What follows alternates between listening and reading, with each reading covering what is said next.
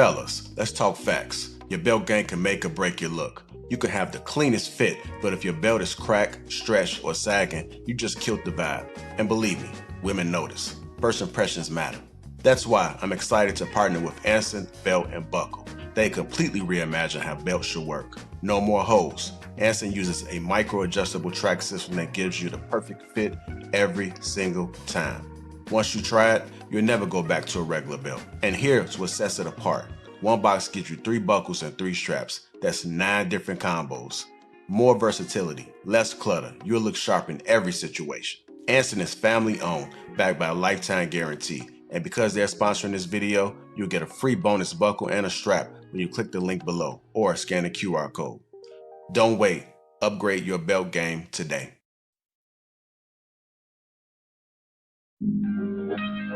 It's go time.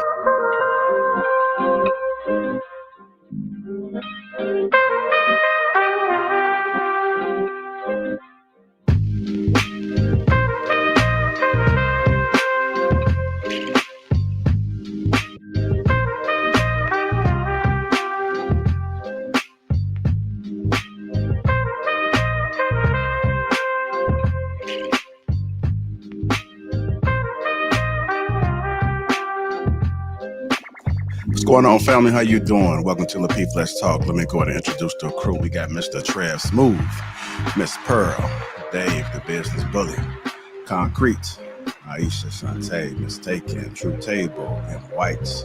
Me, myself, I'm Lapeef JR. Welcome to Lapeef Let's Talk. What's going on, family? What's going on? How y'all doing? Super decent, super decent. Super decent. I'm good. It's good. It's good. What's going on, Miss Aisha? I'm good. Just got finished handling like 25 7-year-olds, but 25. other than that, life's great. Try coaching 7-year-old girls. It's a task. I bet it is. I bet it is. What's going on, Miss Taken? True? You on mute just so you know, Miss Taken. Yeah, what's up? Guess we should have did a sound check with you. We What's can't hear you, going Miss Taken. No, we can't hear you.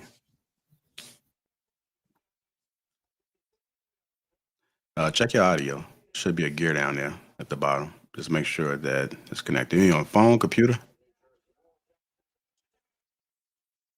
Okay, yeah. Hit that gear down at the bottom. And make sure that it's connected to the right source. The gear says audio.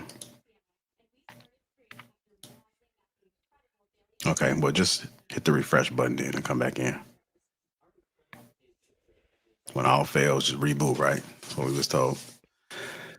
Well, while she's doing that, if you haven't already, make sure you hit the like button and also make sure you subscribe to the channel. Shout out to the sponsor, Anson Belt and Buckle. That link is pinned to the top of the chat as well as in the description. What's going on? He knows better. Edward Gilbert, Dale Matthews, Jordan OTC. How you guys doing? I see we got Judah Smooth in the chat as well. Old Blindy. El Cablo.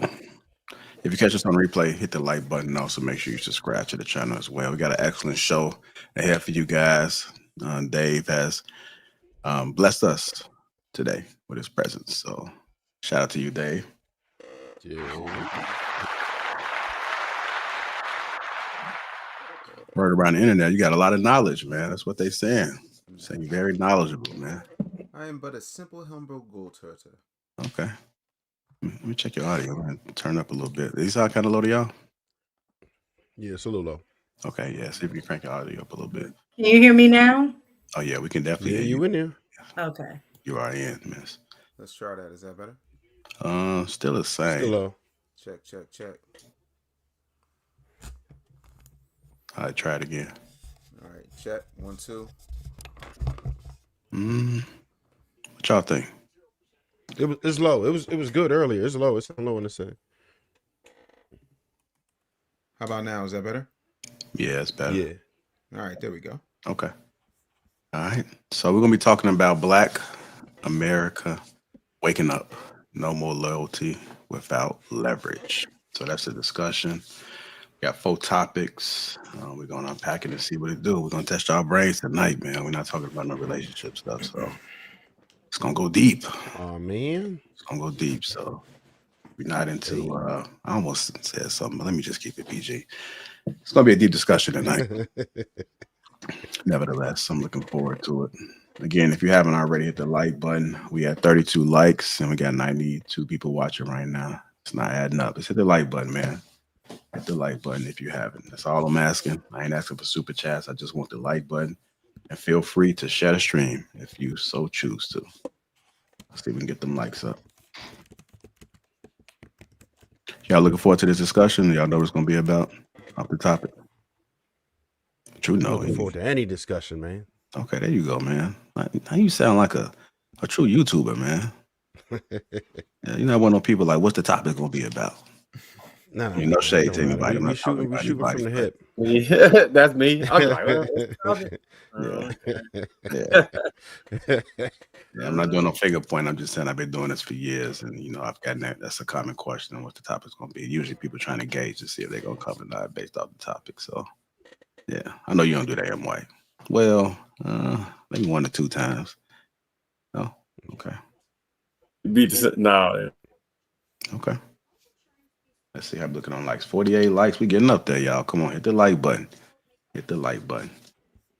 So we're gonna go ahead and kick this show off. Let's go ahead and kick it off. So tonight we started with politics. Why do we keep showing up for systems that give nothing back? Dave. Yes, sir. I'll be coming to you first, brother. You're gonna go ahead and set the tone for these topics, but yeah, so you said the system fears the black male vote. Break that down for us. Well, the thing of it is, right now, we've been ostracized and neutralized in our communities, especially when it comes to talking about how votes work, because men, specifically black men, which are the most masculine men on the planet, we don't operate from our feelings. Representation and black girl magic is not enough to move the needle for us to be looking for people to represent us in our government, both locally and on a national level. But what we've been fed is a steady diet of indoctrination of vote blue no matter who, and everybody bad and orange man bad, and we got to get things done. And the truth of the matter is, when black men start to wake up and say, you know what, we're going to go independent, or we're going to see what the other side has to offer, then all of a sudden, you know, people start panicking. That's why they sent Barack Obama, you know, from on high, wherever the hell he was, and he went to Chicago saying, oh, you brothers are misogynist because you don't want to vote for a woman. And I'm like, well, were we misogynist when we voted for you over Hillary Clinton? Like, it's always an emotional situation. It's never we're going to do this. And for the past 60 years, black people have voted at a 90% clip for Democrats and don't have anything to show for it. Our neighborhoods are trash. Our schools are even worse. Our society is still the most disjointed, but it's the most pilfered in America. And it's not enough to have somebody, you know, go to a HBCU or talk sassy or, you know, had their lashes on and do Kendrick Lamar dance skits. We need something tangible for our vote, and we're saying no more. All right, y'all heard him. So who agrees that the system fears black men the most? Who says this, Cap? Don't be scared, man. No, I agree with him. Okay. Shit, I was listening for something that I disagree with. I agree with all of that. Okay. What about you, Ish? I agree. Everything, all his talking points were spot on. I mean, we want tangibles. I'm not a Democrat or a Republican. They all the same to me. Now, what I will say is that because I am conservative and I'm from down south, a lot of the policies that the red are pushing align more with my values. Like, I don't believe in pushing LGBTQ, the trans. I don't believe in illegal immigrants coming in and taking our resources and things of that nature. But of course, black men have always been put on a chopping block. They have always been the ones to fear, the one to try to sway public opinion. Just like he said, nobody had any problem with choosing Obama over Hillary. But as soon as we chose Trump over whatever her name is, Kamala, then it was all men are misogynistic. They don't like black women. They don't like us. They're voting against our interests. And it's like, no, we didn't vote at all. We were like, we don't want the right or the left. We're not voting until you guys give us something to vote for. And instead of the Democrats doing that, they shutting down the government and then blaming the Republicans. So that's my stance on it. All right, go ahead, Miss Concrete. Bless you. Bless you. I'll come back to you. Go ahead, Miss Tay. Twice. I don't have much to add to this because I'm not an avid political follower, but I do agree with the stance that I think both parties they're in bed with each other. So any policies that are made or anytime election time, both sides promises things that they don't follow through on, and the divisiveness is intentional. For both sides to get votes. That's the bottom line. And voting red or blue, at the end of the day, if you just look at the stats, there hasn't been any kind of legislation that has been created that specifically helps Blacks directly. Everything is typically indirectly. You might get scooped up in it and you benefit, but for the most part, nobody's particularly looking out for us. All right. Go ahead, Ms. Concrete. I agree with Miss Aisha, everything that she stated.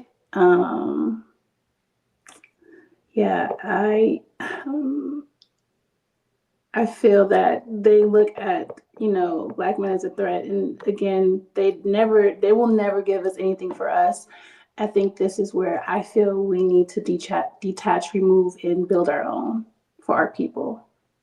And yeah, and they'll put anything out there to make it seem like it's something that is not, to place a block, if that makes sense, to from us evolving and thriving and breaking mental emotional chains. So that's my stance. Okay. If both parties are trash, does that mean Black men should stop voting altogether? I don't think so, but what I do think is that they need to get their economic prowess together, because money is what talks. So if you don't have any leverage in terms, and I mean, if you look at the amount of money that we spend as a group, that there is a lot of leverage to be had in order to get the things that we need. But the fact that our focus isn't on that as a group, we'll never have the leverage that we need. So our vote doesn't ever really matter in that regard. Okay. You can vote who you want, but if you ain't got money to push through what you need, then at the end of the day, are you getting what you need? I'll go ahead, Ms. Pearl.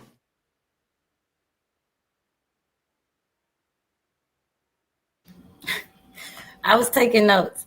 I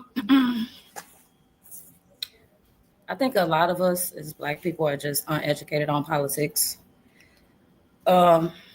It's more so like we go for the global trickery. And as far as me being a teacher inside Chicago Public Schools for 20 years, one of the problems that we had is that we don't have enough parental involvement. And that affects the LSC and the PTA. The LSCs are responsible for like the academic plans, the budgeting, the resource allocation, principal evaluation, selection. So when we don't have the community support, then the stakeholders who are more powerful than us, they control what happens with the schools.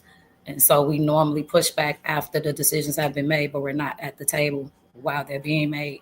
And I think that just spills over as well. A lot of us do not know our city managers, our department heads, our municipal operations. These are the people who create and enforce our laws, who manage our budgets, our essential services, as far as the operation and the function of our city. So I know we love to talk about the Democrat and the Republican sides and all of that. That's the bigger envelope.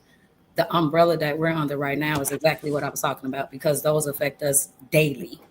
And we're not involved in those at all. So to me, again, this is just my opinion. We have some people that are educated. We don't have enough people. And if we're, again, wanting to see some things change, like what Ms. Sakin was saying, that's going back to what Claude Anderson has been talking about for decades. We don't have any political power. We don't have any educational type of power. We don't have any economical power. And there's like 2 other levels of power that he was speaking about that we don't have any control in. So therefore, we're kind of just sitting here, sitting ducks, right? And we kind of wait for people to tell us what to do, and then we respond. So like I say, until we educate ourselves and really put ourselves in those powers of position, we're not going to see a transition. We're just going to keep having conversations. Did you want to say something, Dave? Yeah, I mean, for me, I agree with Miss Pearl to a certain extent. The problem is that it's, especially when it comes to densely populated black areas like Chicago, New York, LA, Philadelphia, Atlanta, what tends to happen is this is a very long play that's been happening for well over 100 years now. If you look at what Rockefeller set up with what we now have in our education system, it is akin to 2 things: factory workers and legal 13th Amendment enslavement, which is the prison system. So you cannot expect freedom from the people who make a huge profit off of you being subordinate, uneducated, and turned into cheap wage labor. The problem is, like she said, as far as parental involvement, but when they've got you working overtime, because most people, especially in heavily densely populated black neighborhoods, not all but most, tend to have low skill, if not low financial jobs, they're burning the candle at both ends and exchanging their life for currency, aka time for money. That's why they focus so much on, I need these hours. And so you give them state sanctioned babysitting. And so by the time they're home, they're exhausted. They expect daddy government to have done a good job being stewards of their children. So for me, it's a situation where it's working exactly as they designed it to work. They're never going to get the funding unless we start making sure and holding all of these people in our communities who do have the money, who do have the resources, and say, hey, y'all got to pump some money in here for real. Because waiting on the government to do something that's only going to, what's the word I'm looking for, ruin their plans, is never going to happen. All right. Go ahead, Trev. A wise man once said, left wing, right wing, same bird. Right. What we realize is that neither side really cares for us, because the Democrats know for sure that they have our votes. So how much work are you going to put in if you know that vote is guaranteed already? And the Republicans realize, well, damn, they're not going to vote for us anyway. So how much work are you going to actually put into it? Right. So for one, we obviously need organized plans. We need to have you leverage. You mentioned leverage earlier, but how do you get that? Right. We got to get our finances up. We have to be organized, and we have to vote as a community, in all honesty, for any type of change to happen. So until we're ready to do that and get these finances in order, people start donating to where they need to donate. People start researching who these politicians are locally as well, not just wait every 4 years for the presidential race. Then we can start moving the needle. All right. I got a question for the panel, then I'm going to go to True. Is political loyalty really the problem, or is it our lack of unity as men?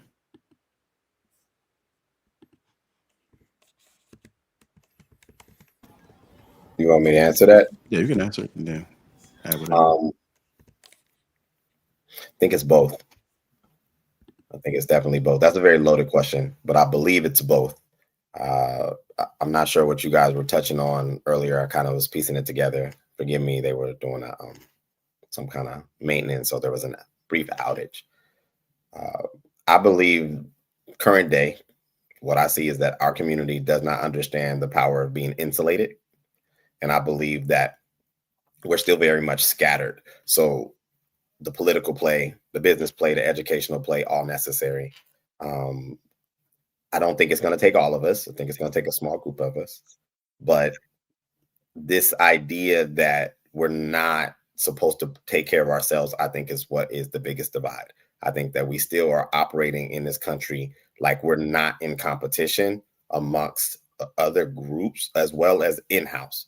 So it causes a desensitized type of situation. And, you know, by means, it makes sense. At one time, I wasn't alive, but I read my books. People were getting hung by trees. We're not experiencing that anymore. So I think that what they did strategically is that they gave us the worst of punishment where it was visual. And now what it is it's institutionalized, it's policy. And because a lot of people don't educate themselves on these things and how important it is how to play this game at this level, that's what's keeping us very handcuffed. So I hope I answered that, and I land. All right. Anybody want to respond to what you said? Okay. Come back to you, Dave. Mm-hmm. Somebody about to say something? Okay. Go ahead, Marcus. Yeah, I was gonna say everybody touched on the main point. We're operating as a captured electorate. So that's really what it boils down to. There's no fear of losing us. So I think we are in unison. We've been in unison just in the wrong direction for nothing, like as Dave and everybody else was hinting on. It's guaranteed that you're gonna get the majority of the black vote based off of historical ideology and leanings. I think one of the things that's shifting the entire schematic ideologically for us is the advent of like new black media and different transitional sources in which we get our information from. So we're not captured to just MSNBC or Fox News. We have a wide range of different places that we pull information from so we can compare and contrast. And propaganda doesn't work the same way it worked previously, because now we're actually like looking into the full clip. So you can't run a narrative based on 10 seconds of a clip. And when you see a clip, say something that the news represented to not say or do, the distrust that comes from that is hard to come back from. So the older media, maybe 50 plus crowd, they're going to continue to operate because they're not online the same way we are, and not interacting with people who have different ideologies and actually going through thought experiments with people like a lot of us do with these panels and what social media kind of acts as. And everything under that it's up for scrutiny, and the no tangibles, no vote. We're not a captive electorate. I think that's the unity that we actually need, where it's like just stay on code. It's no party, no affiliation. We independent, and we just what's best for us is the only thing that matters. Go ahead, True. If I can ask Marcus, I can ask the panel. What would you say is what would the black community do without niggas? Like, what I mean by that is all of what you said, I agree with. I think it is shifting, but I typically still see that there's this identity that we carry that seems to be heavily leaned on like the nigga representation and charismatic representation, right? So amongst what Claude Anderson said, image of what we want to establish as what is us now, I don't know where we land there. So collective minds, you guys are all brilliant. I would love to know what would we do without niggas? In my personal opinion, I think we need niggas. I love niggas. I'm not gonna.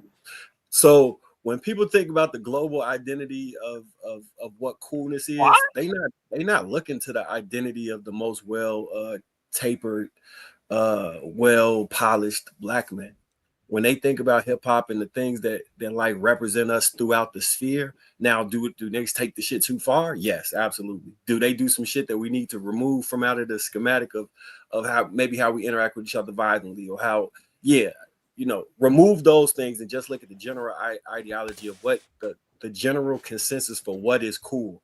It's a specific archetype of our people. And you remove that, then we a subgenre of other cultures. We're not even a subgenre of other cultures. I think we lose something by the removal of that. We lose hip hop. We lose swag. We lose all the things that you can export globally as far as our culture goes, in my personal opinion. I see you got the face, so let me hear what you got to say. Oh no, I know Dave wanted to say something. Go ahead, Dave. Yeah, I think our culture is a lot deeper and a lot richer than niggas. I think, as a person whose family started in the projects, um, I wasn't out here, shooting and gang banging. You know what I'm saying? I had a record deal. Like, I've made plenty of moves within the hip hop community for 4 decades, and I never had to, do any of that. That's not who we are. That's how they portray us. And the reason they portray us that way is because the people who are actually pulling the strings and owning the means of media dissemination are palm colored with small hats. So trying to lay that on niggatry is a little premature and a little short-sighted in the grand tapestry of things, because we have been copied, co-opted, homogenized, shaken, pressed down, and remixed all over the place, from K-pop to what they're now doing with country, which is why they have a different category for country because of the advent of Beyonce and everything that she's brought with it. I do think that when True asked that question, and I can't speak for True, I've never met the man in my life, but I do have two connected brain cells that tells me what he means is, what do we do and what could we accomplish if we got rid of actual detriments to our greatness? See, the difference between black people and everybody else in this country is that black people are the only people, by and large, who embrace their trash. White people put their trash in trailer parks. Indians put their trash in slums. Native Americans put their trash on the other side of the reservation. We put our trash upstairs and slide Uncle Rufus's plate under the door and say that's just how he is, but don't leave your daughter around him. We got to be a lot more diligent with how we operate, how we move, and the way we shame things. You look at the Italians, when they dropped Jersey Shore, Italians was like, nah, we ain't endorsing that. Y'all can have it, but that's not a reflection of who we are. We think every single thing is a reflection of who we are because we are being fed the worst versions of ourselves. Thank you, Dave, for cleaning that up. Like you did. Yeah. I don't like how y'all cleaned it up, because I clearly said remove some of the schematic that's dangerous, meaning like things like abuse, violence, anything that falls into that sphere of this is detrimental and harmful specifically to another individual, as opposed to. So, all right, do you consider Jay-Z like niggas when you saying niggas? Do you consider like can you give me because maybe who I'm thinking of about the 80s, 90s version of niggas. At least you see the problem sometimes with being so young. Very diverse group versus what it looks like today. Not saying that back then there wasn't violence that occurred or what have you, but I think you had, like when you're talking about hip hop, it was such a broad variety that it wasn't only focused on just the shoot 'em up and effing everybody. You had conscious rap, you had all of those other things that promoted the other side of blackness, which you don't pretty much have today that's really pushed. But I think it was hijacked. I think it was hijacked and weaponized against us. Thank you. Right? This wasn't really even our doing. We don't really control who's elevated, if y'all understand how that goes. I know anybody who's hit the music industry can kind of tell you like how that happens. But we also don't stand against it as a collective group, in my opinion. I think that the reason why I posed that question is because I was curious, but at the same time, Marcus utilized the media machine. And the media machine, as several people on this panel have said, we're not in control of. However, we are monetizing the caricatures of our community. And I'm trying to figure out if that disappears, and even to, I believe, Marcus's point, well, let's just don't take it all the way away. Let's just, refine it a little bit. No, I'm trying to figure out, why don't we remove it completely? Why don't we explore that?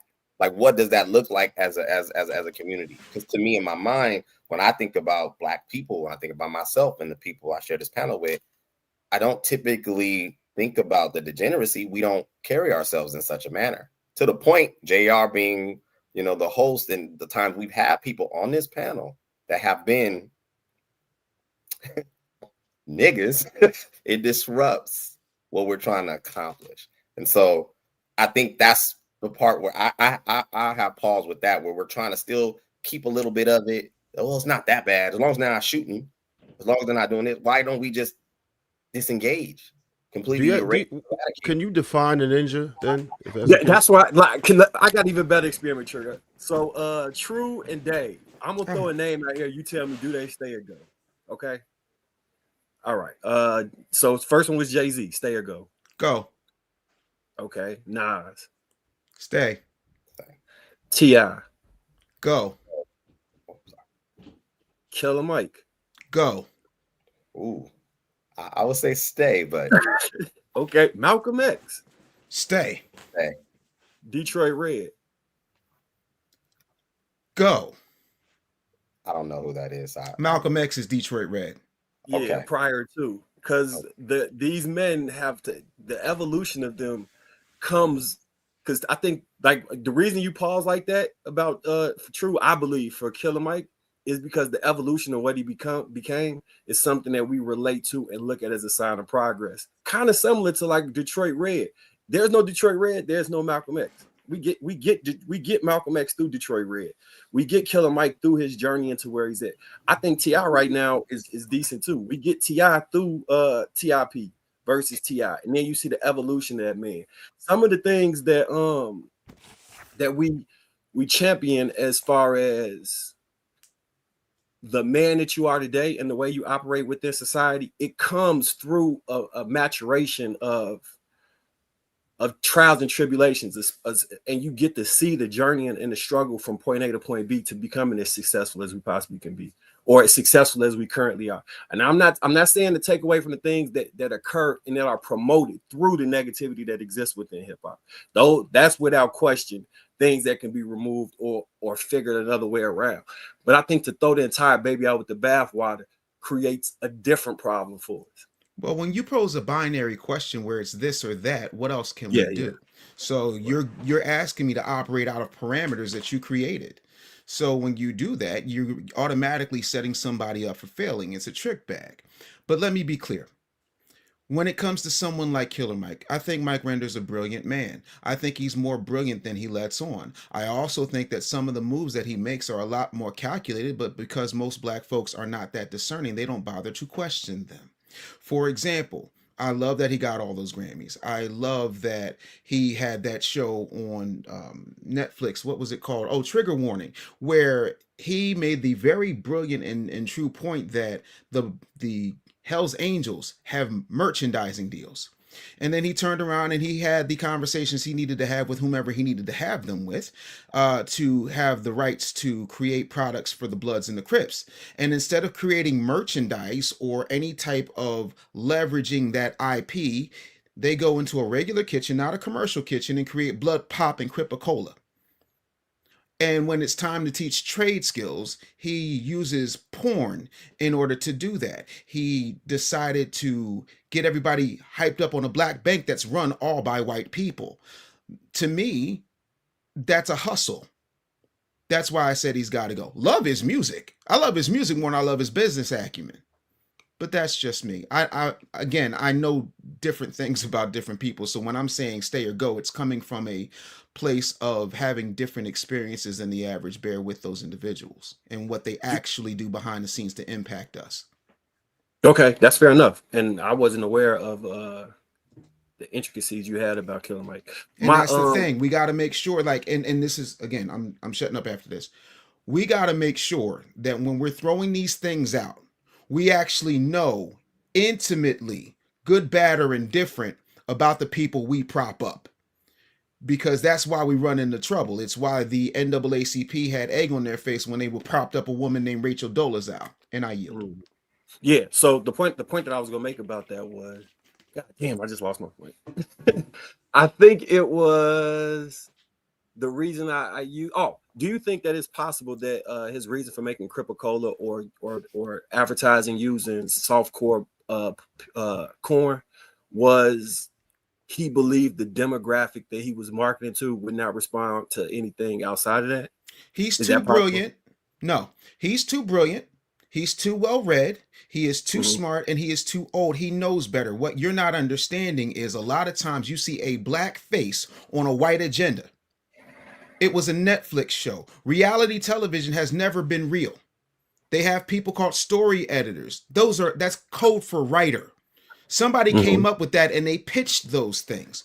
All of that stuff, with very few exceptions, was staged. And so what it did was give a global platform to what people believe is willful ignorance and buffoonery, all in the name of, well, black people don't want to learn. You grew up in Atlanta your entire life and you don't know any black hotels, Mike?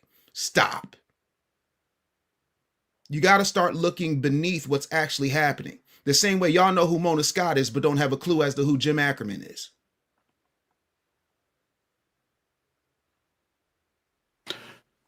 All right. Still keeping it here. We're going to keep it here. Dave. Yes, sir. What does real political independence look like for black men today? Real political independence for black men, which means that we would be in a position to dictate our society for the first time in 60 years, would mean that we go independent and we sit down with everybody. And whoever has our best interest at heart, that's how we vote and that's who we buy. We're the only people who do not realize that politicians are for sale. And if I'm lying, then you have to explain political lobbies. You have to explain the chokehold that the cigarette and liquor companies and the pharmaceutical industries have had over the American electorate, for the past 100 years. So we have to do all of those things, and we have to come to a consensus, and we have to present an agenda. Everybody else does. I saw so many people in 2024 saying, oh my God, Project 2025 is coming. Look it up. And none of you read it. And what I need people to understand is it wasn't a mandate. It was an agenda that they said, if you do these things or a lot of these things, you will have our support. We don't do that. Men need to stand up and lead by creating an agenda and then forcing that agenda on whomever wants our vote. Period, point blank. That's why I wrote my own. All right. What do you guys feel about what Dave just said? Yeah, is it possible to go through it, or is it too intricate to discuss it? I mean, I can nutshell it for you. Okay. You can get a copy of the Real Black. Yeah, I was going to ask, what was your agenda? What are you requesting? To me, falls back on also what he said about being able to buy your vote. A lot of the lobbyists, they have bank. They're able, like he literally said, they're able to buy it. And I think that's part of our issue, is that we do, but we don't use it in that manner. And so even if you have an agenda, how threatening withholding your vote if you don't have the financial resources or economics to push it forward. I'm just having difficulty seeing it. It may be possible, but Dave, maybe you can explain. I'd be happy. I would agree. When I did an internship, I was a pre-law major, so I did an internship and I worked for the state, and I worked with lobbyists, and there would be bills that would come up that, like, the Democrats, they knew that it was a good bill. They knew that they should pass it. Like, it was nothing wrong with the bill, but they would vote against it because they wanted something else from, the other side. And so when you're down there and you're in it, you realize that everything is being paid for. Because I went to the senator and I was like, hey, why didn't you vote for this bill? That was a great idea. She was like, nah, because we're trying to get something else. You know what I'm saying? So it's like, you got to have the money. You have to have the money to be able to go in and get people to even lobby for a cause. And our people are more worried about being famous than actually doing something in the community. And the notion like, oh, they earned it, it's theirs. Really, did they? By like saying some rhymes and some raps? Like, it's not like they was like the ancestors, like working in the fields for 24 hours and they got $1 million. No, they got up there and recited a couple rhymes, right? So I think that Black people as a whole should get on code and be on the same page, because I think that Black people are waking up. And I think that we are having what I call like a Black Renaissance, where people are doing their research and they are finding out things. Our parents didn't do that. Them baby boomers, they just went with the flow. They are the true vote blue no matter who, right? And I was talking to my dad recently. He's in his 70s, right? He fought it now. And he was like, he didn't vote. And I said, and I was so surprised because he's a hardcore Democrat. And he was like, nah, he told me, he said, after speaking to you, I decided that I was just gonna sit on the couch and that they wasn't, you're right. Like, so I think that it's up to us to make that standpoint and like talk to our parents and talk to those people who wouldn't necessarily think the way that we think, because they're programmed to think one way. They are literally programmed to vote Democrat. Like, they have no idea what really happened during the Civil War. They have no idea that the Democrats was not really have never been on our side. And like, and once you start explaining it to them, some of them actually listen. So I think that it's about everybody getting on code and us all being on the same page when it comes to the things that we want, because we have to all remember, Ms. Pearl, I know you mentioned some things about the school system. We are operating and have been under a system of white supremacy. So although it might feel to you that all these parents ain't showing up, they're not doing what they're supposed to do for their kids. But do you know how expensive rent is? Do you know that a lot of these employers, you can't even be 5 minutes late to your job, or you're gonna lose it? So it's a lot that it's like a trickle down effect. I don't like the idea of blaming parents, because it's a lot that goes into that, right? I'm the type of person, I go to City Hall. I know who my representatives are. I vote. The alderman literally lives behind me. You know what I'm saying? So like, literally went to a party at his house recently. So I get very involved, but everybody doesn't have that, because everybody's not supposed to do that. Everybody not meant to be a leader, right? True. Everybody not gonna be the same, right? We can't get rid of music because that's a part of who we are. That's an art form, right? We don't have to support it. Like, I'm still trying to figure out how Zeus is making so much money, but I don't know nobody who actually watching the show. Like, nobody I know is watching Zeus. So how are they still making money, y'all? Because people really ain't watching the show. So somebody paying to have this continuation of bullshit, because nobody is watching or participating in these things. Nobody's listening to these rap songs. They just said it's not a single woman in hip hop on the Billboard charts. We're not listening to that shit. But yet it's plastered in our face every day. So it is actually a machine. And to say like Black people are feeding into this, no, we actually aren't. We actually doing better, and we actually starting to have these conversations and realize what's going on. Now, if you're talking about the YNs and the young people, that's a little different story. Them 20-year-olds, they're different. But I do see change, and I do see things moving slowly, but I do see an evolution happening for our people. But I do believe that people we need to all just get on code. People really need to get on code. Can I just say one thing, just to kind of what you said in regards to Ms. Pearl? I think when you're not directly involved in education, I think everybody sees from a different lens. And also being involved in education, there are parents who a lot that are not involved, like especially when you get to the high school age as well, is because the parents think that the students should be more independent, and so they're not as involved.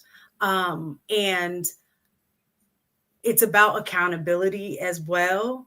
I understand the working the 3 jobs, because there are some parents that we do have that are like that.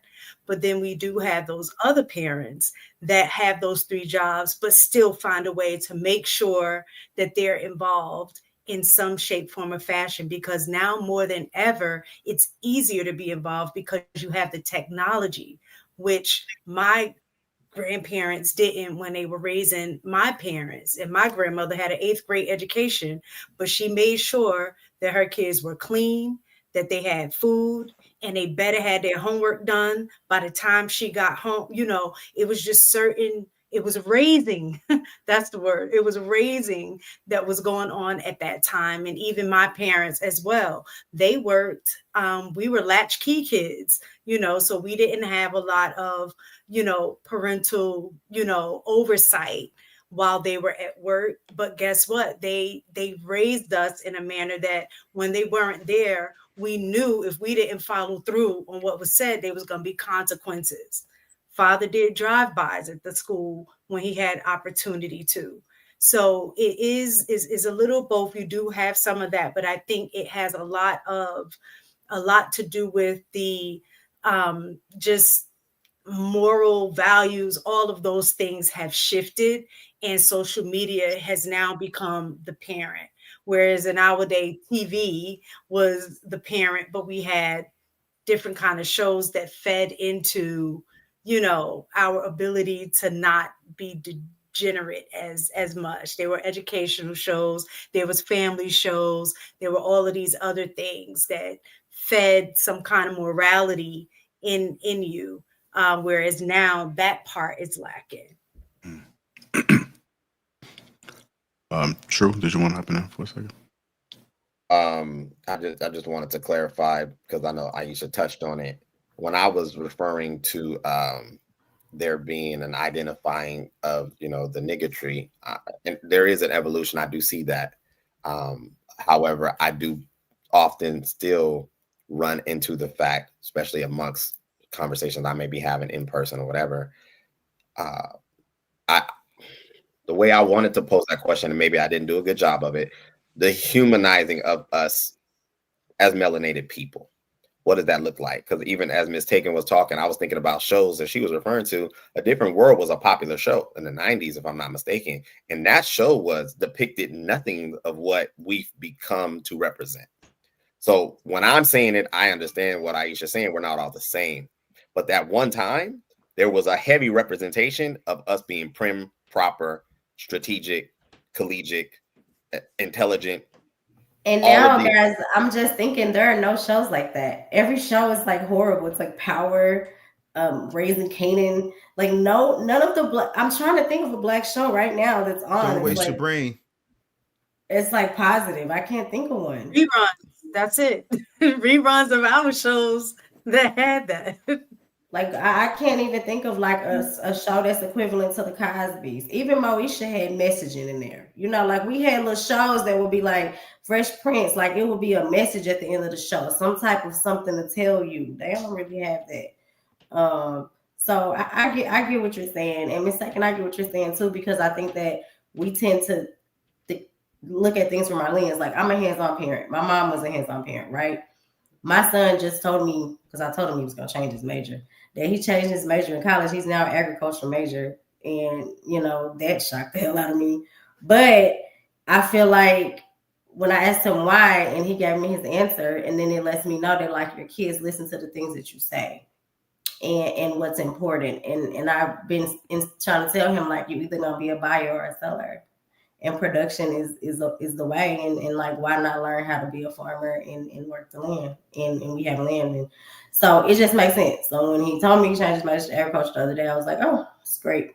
But I just think that we have to instill different things in our kids. Like everybody don't need to be a rapper. Everybody don't need to be like, we need other things in our lives. We need grocery stores, because we need to make things affordable for us. I think the conversation yesterday was about taking SNAP benefits, right? Okay, cool, take the SNAP. Okay, now what we're gonna do? We need to start opening up the stores. We need to be supporting these Black farmers, and aligning our kids to take those paths. Because when you look at the corner store, they family owned, and their kids be working in them stores, and they just keep passing them down and passing them down, right? So it's like, you got to think about it in that concept. And my whole thing was, like, I told my son, I want to build a family compound. We can all live on one land. What is this thing where the family got to be separate? Like, why everybody got to be split apart? No, we just build a compound. We work our land. We do what we got to do. Somehow the Black family became separated. We used to have nine family members in one house. Now everybody's solo. What sense does that make? I told my son, you don't have to ever leave the house. The house is paid for. Why would you go anywhere else? You know what I'm saying? Why would you go anywhere else if your mama got a house paid for? What are you trying to move out for? We had a whole thing. You want to get an apartment and make me pay rent? Like, no. But that's not gonna happen. Stay home as long as you can. What are you talking about? Matter of fact, never leave. We're gonna build a compound. There you go. Bring your wife, your kids. We all stay here together. I don't see anything wrong with that. Those are the things that we need to be pushing because that's the only way that we're gonna build families and keep them strong. I'll land. I'm probably talking way too long. I do want to get Dave back in there, but let me just check with Concrete, make sure she want to add anything before I come back to you. You good? Okay, go ahead, Dave.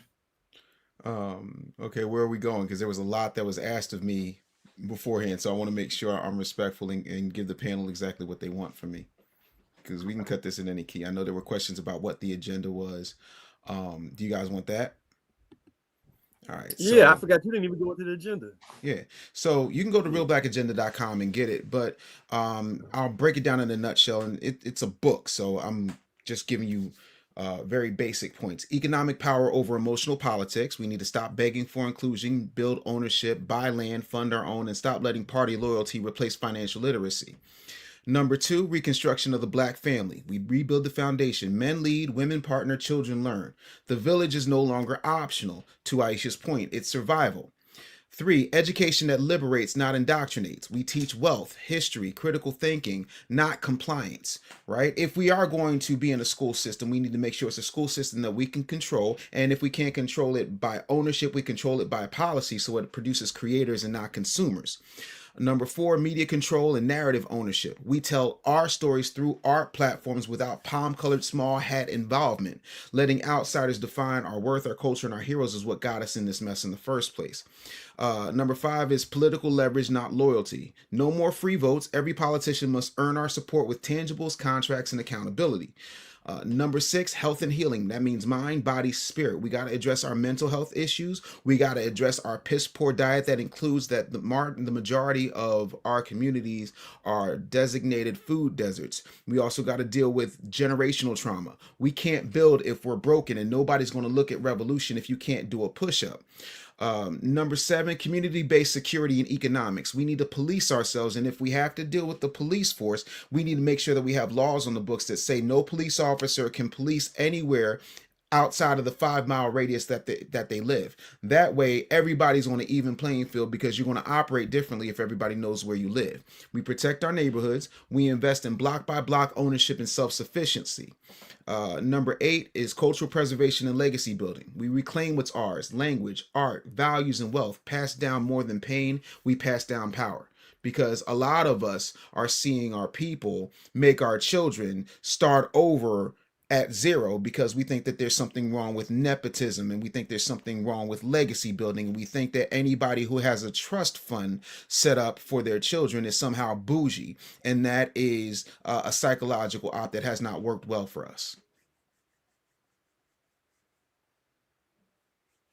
All right. Nepotism is a good thing.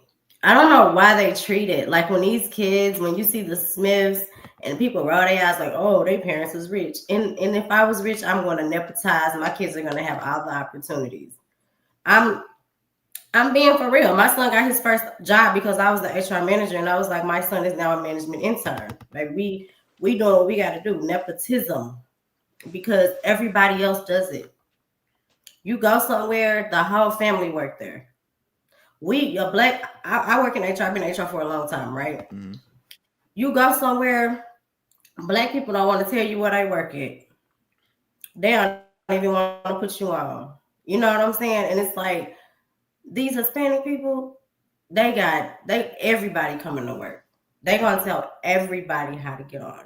They are sharing the wealth. And I feel like we have to have the mentality that there's more than enough to go around.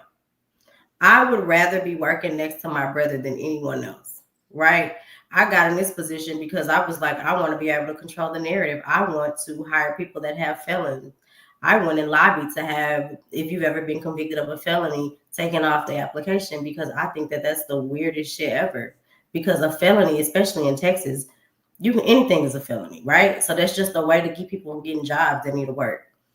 So I don't believe in none of that. So I really think that as a people collectively, I always say this, we just have to get on code and stop. And to true to your point, we have to stop popularizing the degeneracy. That literally gets us nowhere, right? Mm-hmm. And put our money in the right places. And that goes for celebrities. Like people like, oh, it's their money. No, hold them accountable. If they can't help us, then don't support them. That's how I feel. If they can't directly give Black people tangibles, then why are we supporting them? Oh, it's their money. They can do what they want to do. No, they can't. They're supposed to be helping build that community, and that's just how I feel. All right. Anybody else that have been? Go ahead, Concrete. I wanted to ask Ms. Aisha, can you specify what code means, if you don't mind? When you say everybody, I feel like if I tell you online, I gotta, you know what I'm saying? So being on code is for Black Americans, those people that were descendants of chattel slavery in this country. That just means like being for Black people, right? So that just means you are, I'm gonna just say that just means you're pro-Black. And so when I look at pro-Black, which a lot of people are gonna look at me crazy, that means you can't support LGBT policies. You can't date outside your race. You cannot date outside your race and be pro-Black. That is a conundrum. Can't do it, right? Because the whole purpose of being pro-Black and being on code is to further progress the community and keep the lineage going, right? So everything that you do is around that. You know what I mean? And I know people are like, love is love. Love is love. And you can absolutely love who you want to love, but that don't tell me that you're pro-Black. Because there's no way you're pro-Black and you're sleeping with the colonizer. But that's a whole nother conversation for another day. But to me, being on code is just that. It's almost like when you see another Black person and you just be like, you know what I'm saying? It's like you just have to have that code and we have to all be on the same page collectively. So if we all say we're not, like they did the boycotts of the bus, everybody was on code. Nobody had to talk about it. They didn't even have the internet back then. You know what I mean? It's like when you were in high school, we didn't have the internet. Everybody showed up at the party. We was all on code. How was we all there? Same outfits? Don't know. Because somehow we got to them parties and they was packed, right? So it's just like being on code and keeping them out of our business because their objective is to see us divided and to not be on the same page. They try to confuse us with the red and the blue. Why do we even care about that? They are racist. Every last single one of them. Somebody said they not hanging us no more. Yes, they are. They just found a dude hang last month. They still out here hanging people. They still out here lynching them. They do not care. Okay. So when you're on code, you have to know and understand that we all operating under a system of white supremacy. So you just got to move a certain way. I agree. When you mentioned the lynching thing and saying that, yeah, they're still lynching us via rope in a tree, yes, but they're also lynching this is just, the Black men a different way through the system. And when you have this Black woman who runs to the white men and place them on child support for manipulation, that is the way of lynching the Black man and placing him part of the 13th Amendment and oppressing him. And if that Black man cannot thrive, evolve, and break through these barriers that was placed before him via the white man, but yet now you have this woman who you procreated with that you didn't properly vet, now you're being lynched by the system via the Black woman. You get what I'm saying? So lynching looks very different in 2025, but it's all the same. Yes. All right, I got another question, Dave. I'm gonna have you kick it off. Sure. This is the final question with this one. Why do we keep supporting people who don't deliver? Because we like representation more than we like accountability, responsibility, and asking for tangibles. It's just that simple. We are traditional people, and if we get marketed to enough, we continue to believe the same BS. It's the reason why we didn't question or bat an eye when Joe Biden, who did not die, was removed from the top of the ticket, and they appointed Kamala Harris without any type of runoff, any type of primary. They just said she's going to be at the top of the ticket. And they said, well, Joe's fine. He just needs to do the work of the American people for the next 107 days. And we got absolutely hot trash truck juice. We like representation. When you go and say something like, hey, what has Jasmine Crockett done for the 20th district? What policies has she put forth other than yelling and screaming and saying orange man bad? Oh, Lord, you can't do that. We care about seeing a black face in a white space and in high place more than we care about what's happening in order to move our community forward. I've lived in 34 cities in 19 states, and everywhere I've been, there's been a Chinatown, a Koreatown, a Little Italy, and everywhere I see densely populated black folks, with the exception of like Baldwin Hills and a couple of places outside of Martha's Vineyard, black people are concentrated in the hood. So what have we gotten for 60 years from Democrats that has done any good for us? We love representation. That's why we fell in love with Obama. We put racist ass Bill Clinton in office because he played a saxophone, ate fried chicken, and said he liked Aretha Franklin's song in her breasts. This is who we have been because that's all it takes. Now what do? You get a high school dropout who was a gang member who became the de facto off the bench fifth or fourth king of comedy to tell you how you should feel about your political aspirations and who you should fall behind. This is who we've become, unfortunately. And there's not enough of us who are discerning individuals to say, nah, I'm good. That's why we keep getting, representation without any type of benefit or tangible. Go ahead, Ms. Takenis. I think you want to respond to what he said, like you didn't agree with it. Come on. No, I'm just laughing because, like I said before, both sides are doing the same thing. But it does sound like, and this is just my opinion based on what you're saying now, sure, is that the points being made and people who you putting out is intentionally Democratic, because I guess you're saying we don't need to vote Democratic. But then looking on the red side, you're talking about a man that has 34, indictments of criminally being a criminal, grabbing women by the all of that kind of stuff. So you're saying the same thing, but you're saying the blue side hasn't done this and blah, blah, blah. But then you have issues with the red side as well. And that's why I say both of them do the same stuff. And then we try to make like one is better than the other, and neither are. On either side. And then when you talked about being in a ghetto, you got to look at from that historically. Both red and blue put us there, right? Through redlining, and they all supported it. So you got generations of people that grew up in those areas and are finding it difficult to get out, just like other families passed on, or white families passed on their generational wealth because they were able to use the GI Bill, buy homes, and do all of those things. We were excluded from those opportunities. So, and both parties played into that. So that's why I was like, neither one of them are on our side. So when this whole push about dims this, but you don't have the balance of when it's saying, well, reds were doing this too. To me, I just laugh at it because they're in bed with each other. Do I have a moment to respond? Yes, you do. Okay, great. A few things. I live on Earth.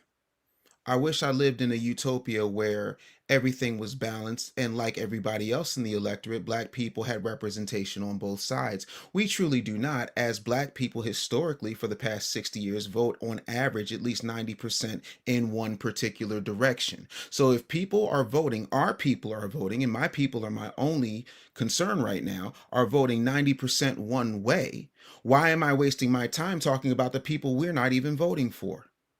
I think we need to start bringing scrutiny to the people we have voted for the past 6 decades. I never once said blue bad, red good.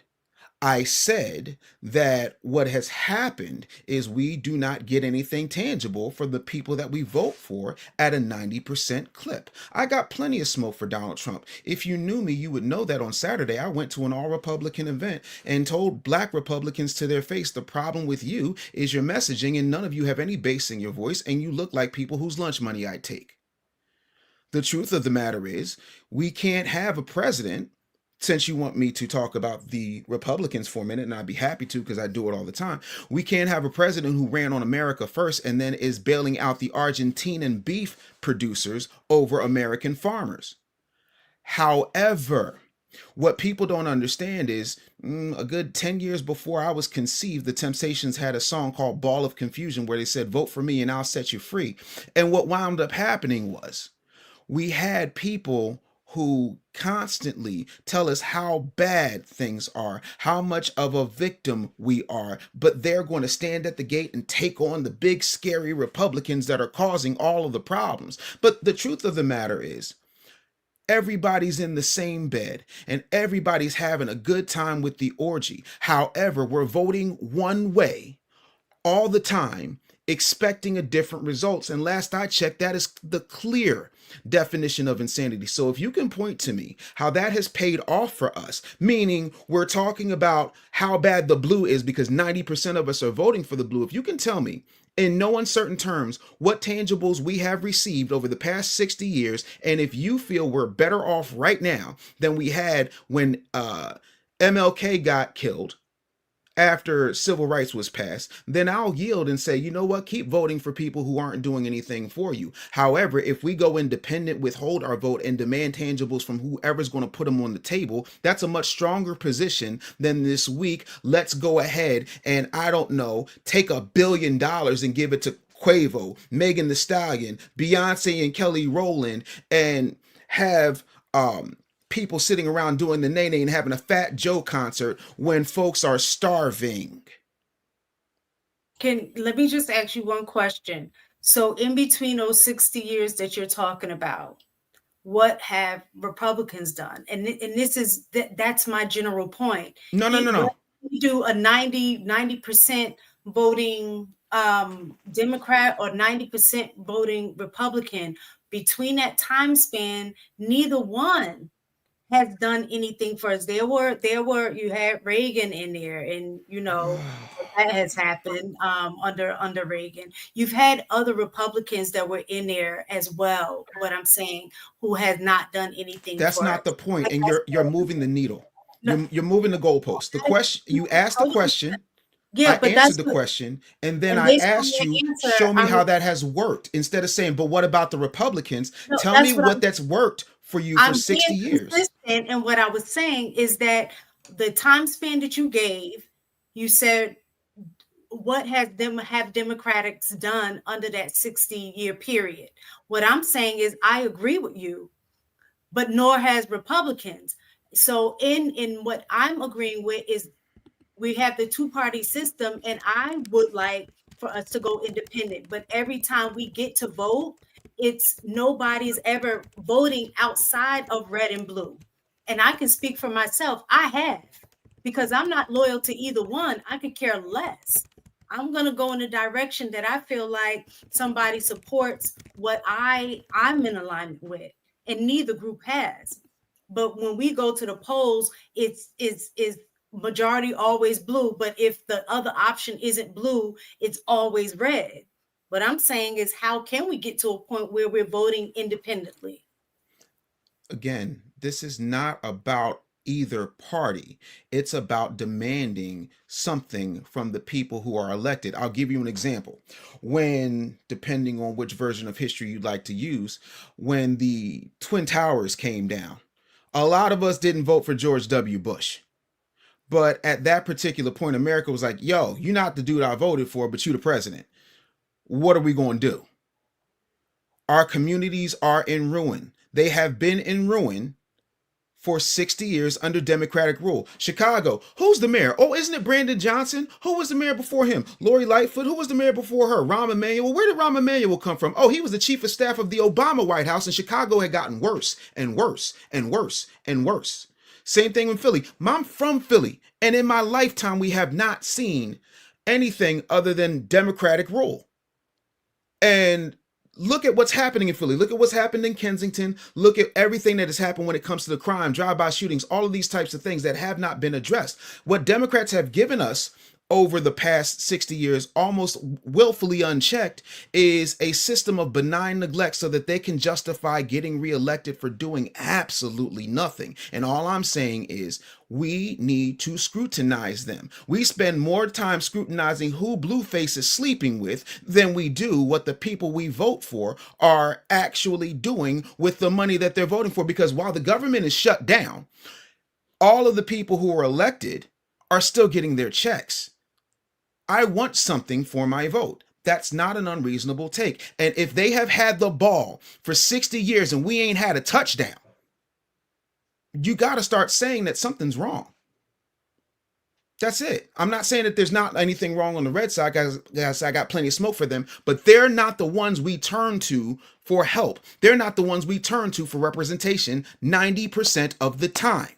So why would I spend 50% of my time talking about the people who ain't got nothing to do with the equation when it comes to you and I, and the people who do have 90% of what we have are not doing the job? That makes absolutely no sense to me. That's like if I got full-blown AIDS and I'm going to get chemo. I ain't going to get cured. I'm getting treatment, but it's not fixing my problem. I'm still waiting for the policy or the thing that has happened in the past 60 years that has developed an opportunity for Black people to thrive in education, in manufacturing, in farming, in any field of human endeavor where we dominate that does not involve a ball or a microphone. If we have that, I'll yield on them, but I'm giving too much smoke to Democrat. I know you're trying to drop the mic, but I'm not trying to drop the mic. I'm dropping facts. I'm just saying we're in agreement. There's no argument from me. I'm just saying if you're gonna blow smoke on both sides. Why? No, but what I'm saying is you proved your point.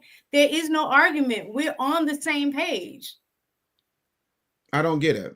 Here's why. Because you keep saying if there's no argument, then you say, but blow smoke on both sides. Why would we both smoke on both sides if we're voting 90% on one side? Tell me how that makes sense mathematically. Because you're still voting. You do have people that are voting on the other side as well. My whole point, I hear what you're saying. They're 90%. So that means 10% are voting Republican. What I'm saying is our 100%, you add them all up, neither side is doing anything. So I think the conversation needs to be around how do we move in terms of being more independent and not voting for either. If you say withhold your vote, you're not voting, and whoever wins anyway. So what I'm saying is offer someone else as a third opportunity instead of wasting the vote. Then politically, that's immature and very short-sighted. I'm sorry. Politically, that's immature. That's suicide. You're doing the exact that. Voting. What's the difference between? I'm honestly, school me, because what's the difference between if you say withhold your vote and not vote at all? Withholding your vote makes more sense than voting for someone that does nothing for you. Mistaken. That doesn't even align with a regular idea. Like, why would I vote for someone that does nothing for me? I would rather just not vote at all. Third party. I didn't say that. For me, that's not what me personally. I don't think that's what he said. I think that's what true. Yeah, that's not what he said. Exercise my right to vote. I just won't vote for either one and vote for the third party. To me, withholding my vote is that's not what he said. That's not what he said. What he said is that we need tangibles for wherever we cast our vote. So whether it's red or blue, we need tangibles. What's occurring is that we are reoccurring in a vote heavily on one side with no result, with no response, and then doing it 4 years after that, and then 4 years after that. There's no, what are we getting? So at some point, it's not a red, it's not a blue. As a community of individuals, we need to figure out what we want, demand it, and enforce it. So it doesn't matter if it's red or blue. It really doesn't. It matters who delivers it.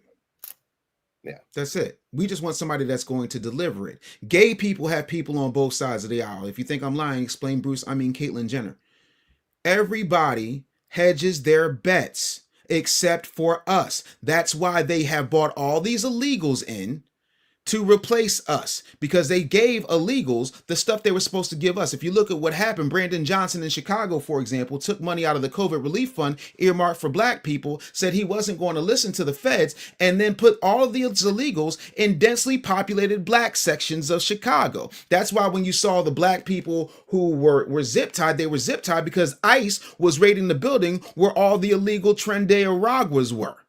So when cops come in, they got to sort all that good stuff out. And that's what winds up happening. That's why you got those groups like Chicago Flips Red. And you see all those city council meetings where them black folks is like, hey, yo, you out your mind. What about us? We paid taxes and you just throwing these people in here. We've been on waiting lists for housing, all this whole other stuff. No, we go in there and say, are you going to do this for us? No. Okay, cool. Are you going to do this for us? Yeah. Okay. You're getting our vote and you're getting our check. That's how that works. But going 90% one way and not getting anything for it, not putting any finances behind it, and not holding them to the fire when they do not deliver is insane. And for 6 decades, we've been singing that song and dancing that dance, and all we got is sore throat and sore feet. Period, point blank.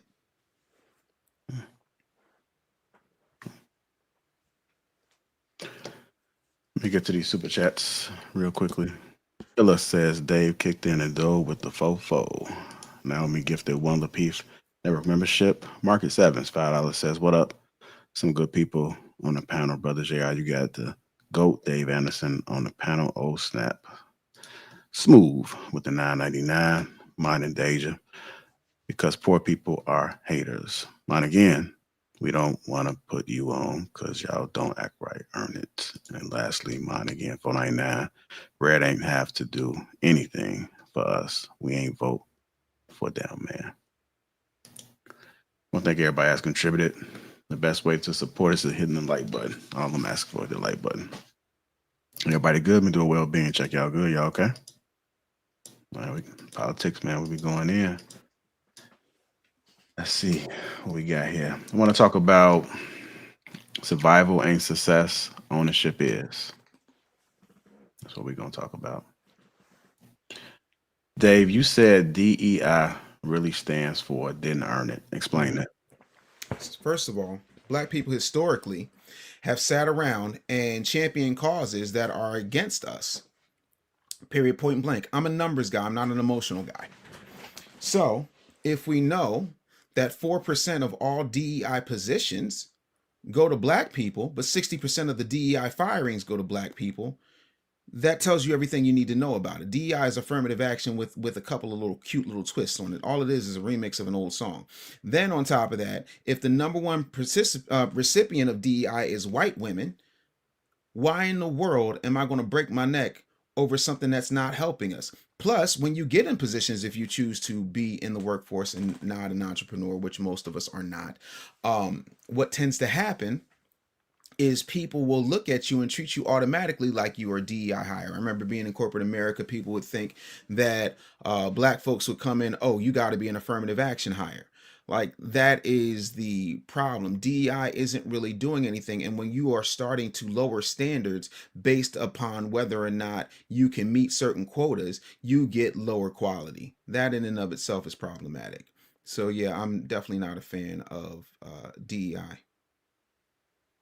All right. How you guys feel about what Dave had to say about DUI? DEI? Not DUI. DEI. DEI. Yeah. Yeah, no, I'm in agreement with that. I'm in agreement with that. It did not benefit us specifically. Is anybody program. Okay. Is it anybody that disagrees with what he just said? So y'all in favor? So for the people who are pro DEI, you're also pro nepotism. Oh, I'm sorry, if you're like anti DEI, you're against DEI. You're pro nepotism.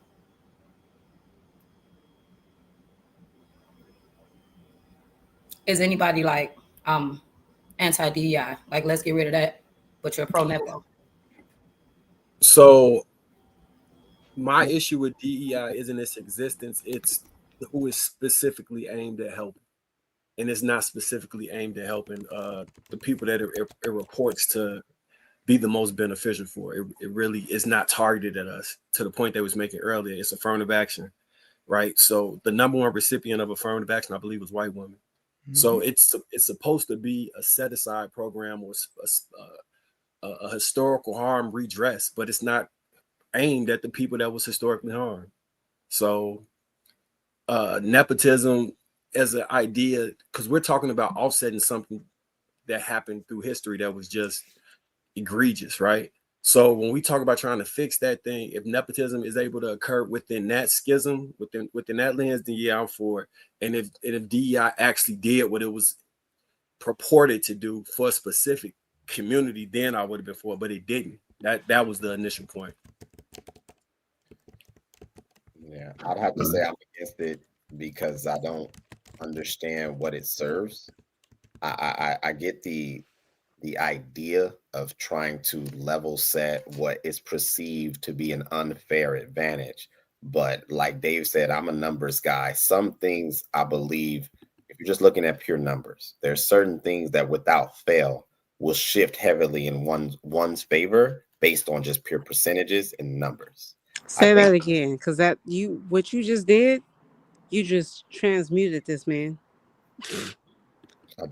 Okay, explain. I'm lost because you're giving me something maybe I didn't understand what I just delivered. Yeah. What he just said and how you just transmuted that energy.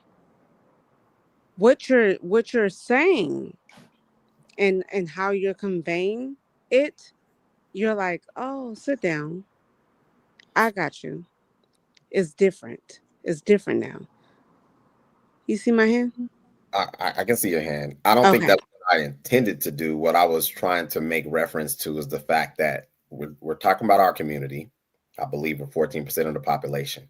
So if you're 14% of anything, you're operating on different metrics. Our problem sometimes, in my opinion, is that we try to level set things that in our minds is supposed to be evenly distributed. It'll never work that way. There needs to be pillars. There needs to be a hyper focus on what is important: media, law, finance, medicine, infrastructure. That doesn't require the whole 14%. It requires strategy. What I see DEI to be is almost like a dangling of, we're going to give you trinkets, put a couple of y'all in positions to where you can feel like the agenda of the community is moving forward. You're actually progressing. But when you look at the numbers, you look at the neighborhoods, you look at the reading scores, you look at the lack of intellect as a group, it's non-existent. But I'm hearing you, and you got the formula. I'm just explaining again from the question was, do you support DEI or do you support nepotism? So I was just responding to Ms. Pearl. Amen.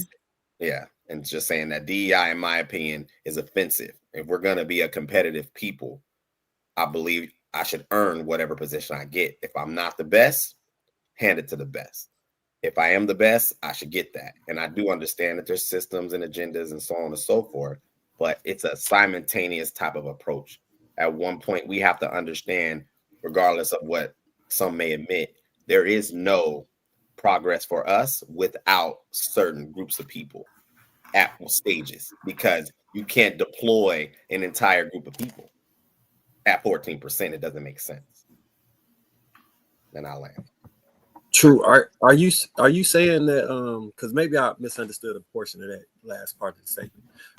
Were you saying it as though it's an equal playing field for selective positions, and you would prefer they give the position to somebody else as long as they're equally qualified or better? Could you like refine that so I can understand? Because it kind of sounded like you was saying that we all at an equal playing field and that that it's based off of meritocracy. Do you believe that meritocracy is at play? No, I think that I believe that we do give too much credence to trying to make things fair. I'll say it that way. So nepotism needs to be enacted. Meritocracy also needs to be enacted, but not from our standard of what we consider to be excellent. Should be equally on par with the dominant society. I think that's where we get lost. We don't have a set standard. We're chasing a numeric group that is just in existence larger at the current time. So I think we need to focus on insulation and figure out what works, first of all, on a smaller scale, and then expand from there. Does that make more sense, Marcus? Or is it still a little choppy for you?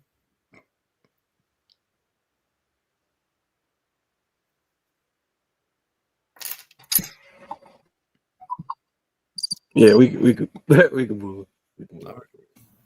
I kind of zoned I out. just want to say one thing, just for clarification, because I think that Ms. Pearl moved the goalpost, and I think that people do that. Like they'll take two things and try to conjoin them. Nepotism is about favoritism. You know, regardless of your merit, regardless of your skill, and DEI is supposed to be about fairness, and those are, to me, those are two different things. And I think that when it comes to DEI, especially someone that works in corporate and works in that field, that's just made up. It's not real. Like, let me tell you what DEI is, because I think that people don't understand the way that this works. And this comes from someone working when they implemented DEI, and you had to hire these people to come in and teach your company's DEI. Let me tell you what DEI was. DEI was them coming into our companies and them saying, you need to put in a wheelchair ramp. You need to now do a maternity where people can nurse. You need to have a nursing room. You need to have something where people can pray. And, or you know, like if you're Islam, you'll have a room to pray. And you need to have a workout room. Like they came in and made it to where everybody had an equal share, but it had nothing to do with hiring and firing. That has in 14 years of this job, that has never been, DEI had nothing to do with the person getting hired or fired from a company. That was simply people coming in and like giving these classes and, you know, taking people away from work and saying, let's all be diverse and we're going to include everyone and we're going to celebrate everyone's culture because we work together. It was trying to kind of create like this workplace environment because they have these standards where companies get money because they grade them like this person has the most employee engagement. This company has the most employee satisfaction. They get paid for stuff like that, like all kind of stuff, right? DEI has nothing to do with whether you are getting hired or fired. I don't know where that came from. I don't know who made that up. But if you ask anybody that works in the HR field, it has nothing to do with that. It literally has more to do with us working together in the workplace and us including everybody and everything and making sure that everybody's represented. It had nothing to do. I've never sat in on an interview or talked to any executives and they was like, let's get him DEI hire. Never heard that shit until this, whatever just happened last year. Then they start using those terms. I'm like, I've never heard that. Ask my colleagues. Nobody, that's not what DEI is. And I feel like sometimes we just take things for face value of what they're telling us in the media, but nobody is really saying what it is. Like when you go and you read it and you see it on paper, it has nothing to do with who's hired or who's fired for a company. And companies were literally just doing that not to be sued. Just like with the LGBTQs, they do stuff so that people don't sue them. They be like, this is a new thing. We got to follow these rules. If we don't, this company got sued for doing this and this. And they just come in and they have people that come in and teach you how to be inclusive so that you won't get sued. Has nothing to do with who's hired or who's fired or who's promoted within the company. Yeah, got you. So sorry. No, it's all good. Anybody else want to add anything that haven't spoken? Just want to make sure I'm letting everybody get I do. Okay, go ahead. I definitely want to respond. I did move the goalposts.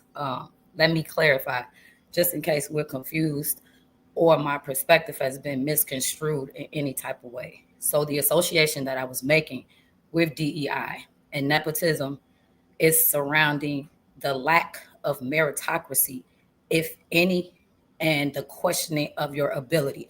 So if a DEI hire is coming in just based off DEI, you're black, whatever, we're just putting you in because we want a certain percentage. We don't want to seem like we're racist. We don't want to push back, blah, blah, blah. I'm automatically going to question you because you're in there just because of your race. It's almost like an accommodation, right?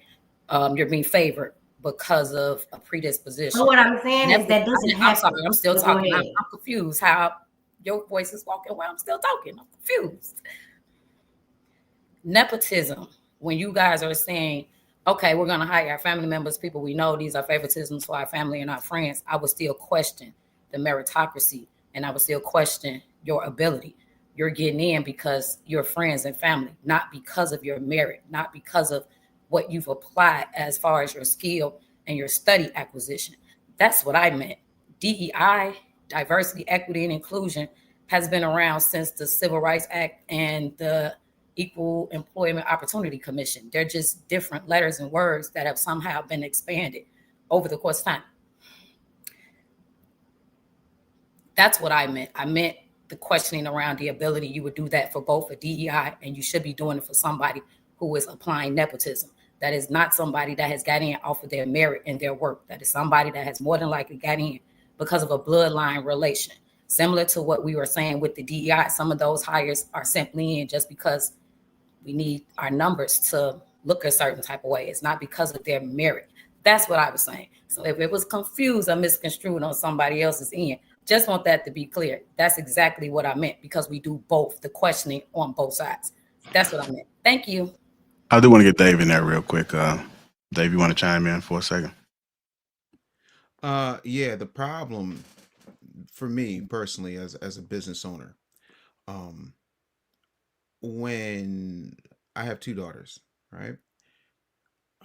When my children came into the world, the days of me playing for my first name were over. No one batted an eye when a bootlegger named Joe Kennedy put his kids in the highest positions of government.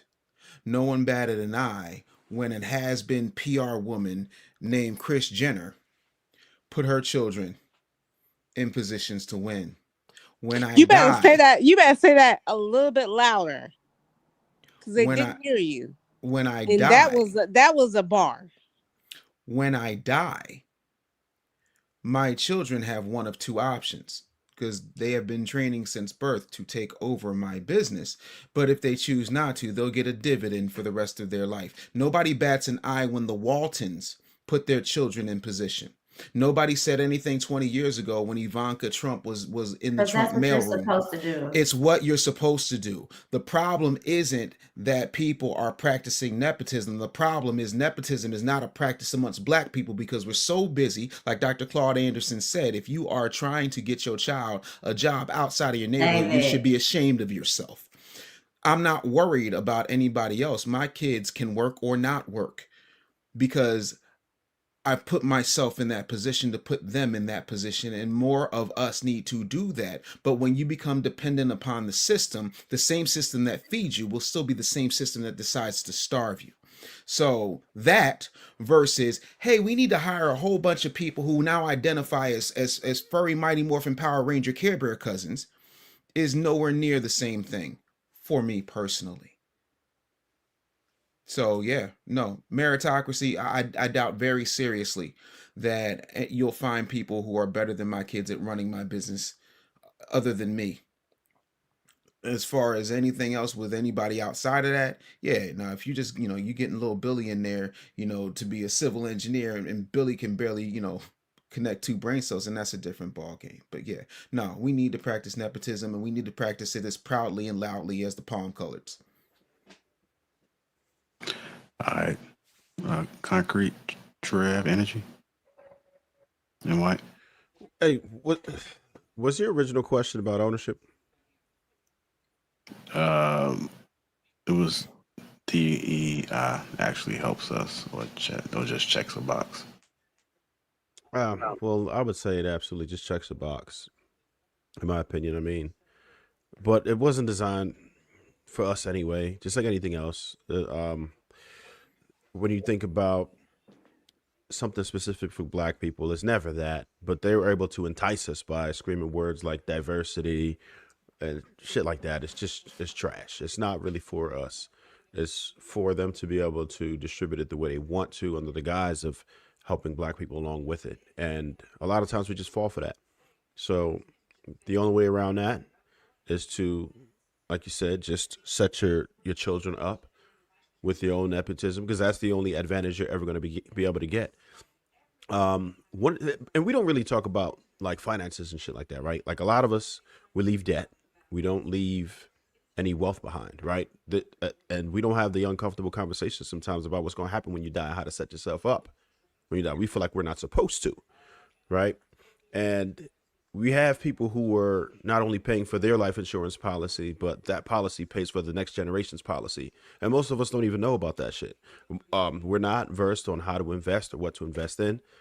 It's a lot of work to be done, but it's going to take us to understand that they're not going to help us. They really don't mess with us. And we're going to have to do what it is that we need to do to take that position because they're not going to give it to us. All right. Go ahead, True. You want to say something? Yeah, because of what Trev brought to light, and I know Aisha says that it's like her catchphrase of staying on code. That's sometimes what I'm always trying to figure out where that lies as far as staying on code. Because Concrete said something earlier in reference to hanging, noosing, lynching, but it was through judicial practices. Within the community, that's what's happening too. So we do need financial literacy. We do need all of these components, but within the community, you have individuals that will source you out to judicial practices, child support, and so on. So that's where, to me, I get it. It's when I was stating what I was trying to convey is that it's duality. We live in America. There's systems in America. So life insurance, Trev, we didn't invent life insurance. Life insurance is for those who want to enact it. So we need to be able to do both. We need life insurance. We need entrepreneurship, ownership, but we also need to figure out what prevents growth. And what I see sometimes is when there's a dissolving of a relationship or whatever, and I know we're not talking about relationships, but I'll use this and move past it. The first thing to enact is the judicial plug to siphon off wealth. And because there's no other fallback, there's no church, there's no community. So sometimes I believe the young ladies feel like they have no other fallback, no other choice. And you see where that comes in. It's like the death of 1,000 cuts. There's problems everywhere you turn. And I land. All right. Concrete, did you want to get in there? Energy? I'm gonna be honest with you. I'm listening, and I'm like, I think we're a little bit far off. I think that when we're talking about, I don't know how comfortable people are going to be when I say this, but when we're talking about ancestral work, and we're talking about the millennials, and we're talking about God coming from his kingdom, and he's using us to communicate right now. I think that we are a little bit sidetracked from what I'm hearing. I'm gonna show my face in a moment, but I think that we're a little sidetracked on what he's implementing, what's happening right now in the energy, in the source, and we're saying it, but we're not communicating it fully because we're scared of what other people are about to get ready to say. So the last person who was speaking, that movement of truth is thank you, God. That movement of truth is not really bringing it together. And I'm listening to the point of views to see where we're going. And I think that we have it. It's right there, but no one has nailed it yet. Not even me. We haven't nailed it yet. What?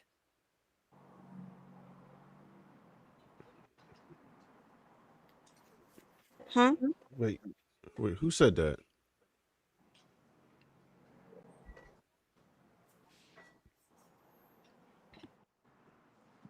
Yeah, who said that? But yeah. No, Like energy. what do we miss though? Like, what do we miss?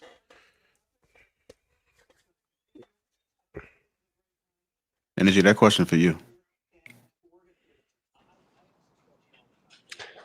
Oh, so the young lady that came prior, she was given a full spectrum, and then the guy who came after, he was given an observation of his perspective, right? So what I'm saying is, what we're missing right now is bringing it, because it's unclear. Like, it's almost like, what are we talking about?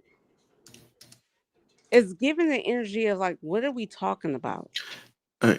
Energy, I don't think you're being clear on what you're saying. I mean, nobody knows what you're talking about. It's like you're talking in code. Oh, I do. I mean, say it with your chest. I mean, be direct so that we can understand. Nobody knows what you're talking about. We can't even see you. We don't know who we talking to. I love that. We talking to energy. It's Well, just I don't. This is getting a little bit too deep and weird. So, can you come on camera? Yeah, you want me to? Yes, Okay, ma'am. sure. Hold on. Yeah, I'll show you a face. Turn the light on. Why you in the dark? Yes, baby. Yes, huh? No, not ready. Not yet. Thank you. I mean, I know Halloween tomorrow, but damn. Look, hold on. Give me a moment. I'm about to turn on. Turn. Yeah. Turn off the lights. Oh, we're not gonna do that to Teddy now. That's not what we're gonna do. Okay. Oh, okay. There you go. Okay. Now, let's see if we can make some sense now. Because if you want to be understood, then you got to say something that makes some sense. Like, it's just like, don't speak on anything about people that left. Just talk about the conversation that's happening right now. Is there anything that you disagree with or agree with when it comes to what was said within the last 5 minutes? It's not clear. What's not clear? Nothing is clear.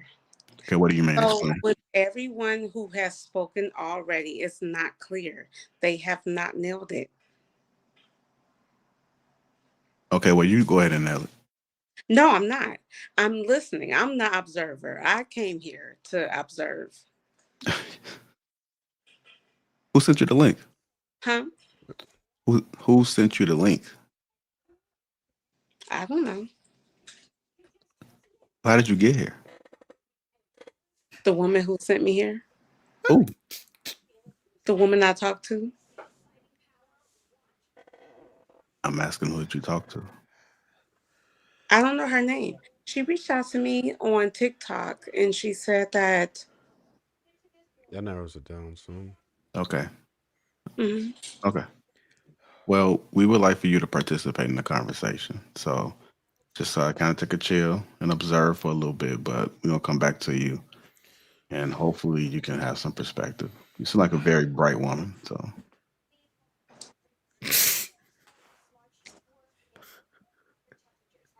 okay. Okay, baby. Baby. Okay. Where were we? I don't know. I was thinking about how Carol and Wanga families was selling slaves, and then she got a DEI position to address the wrongs of slavery. It always bothered me when I think about that. That's the only thing that I was going through my mind. I don't know. All right, let's go ahead and get back. Dave, Uh-huh. I'm gonna come to you with a question. Let's go ahead and get a reset. Okay. What's the biggest lie we've been sold about Black progress? That you have to wait on white daddy to give it to you. Pause. No, I said exactly how I meant it. I'm not, homophobic, nor am I homosexual. But to your point, Trev. Hey yo. But the truth of the matter is, Black people, by and large, and if this does not apply to you, I'm not interested in your whataboutisms or not me's. Black people as a whole are waiting You got people who are waiting on a job. You got people who are waiting on the government. We got people who are waiting on their SNAP benefits. We got people who are waiting on reparations. And while you're waiting, everybody who is successful in this country is moving. Now, we do have a unique situation in that we have been descended by and large from 400 years of chattel slavery, which included a whole lot of genetic manipulation, engineering, big strong buxom women, in order to perpetuate the bloodline. All that aside, what you gonna do now? This is the greatest time in human history to be black. We have more access to technology. We have more access to develop our skills. We have every piece of information that has ever been thought of in the palm of our hands. And instead of waiting for some magical savior to come out of the sky or the White House or the governor's mansion, get your ass up and move. You can start a business right now. And to tell me how difficult it is when there's a 13-year-old making $30 million a year on YouTube selling toys. Nah. So the biggest lie we've been told is that we have to wait for somebody else to co-sign us. That's why I'm not a fan of the movie Django, because everybody Django killed, he was given permission to do so for. I ain't waiting on nobody to give me permission. I come out the gate shooting.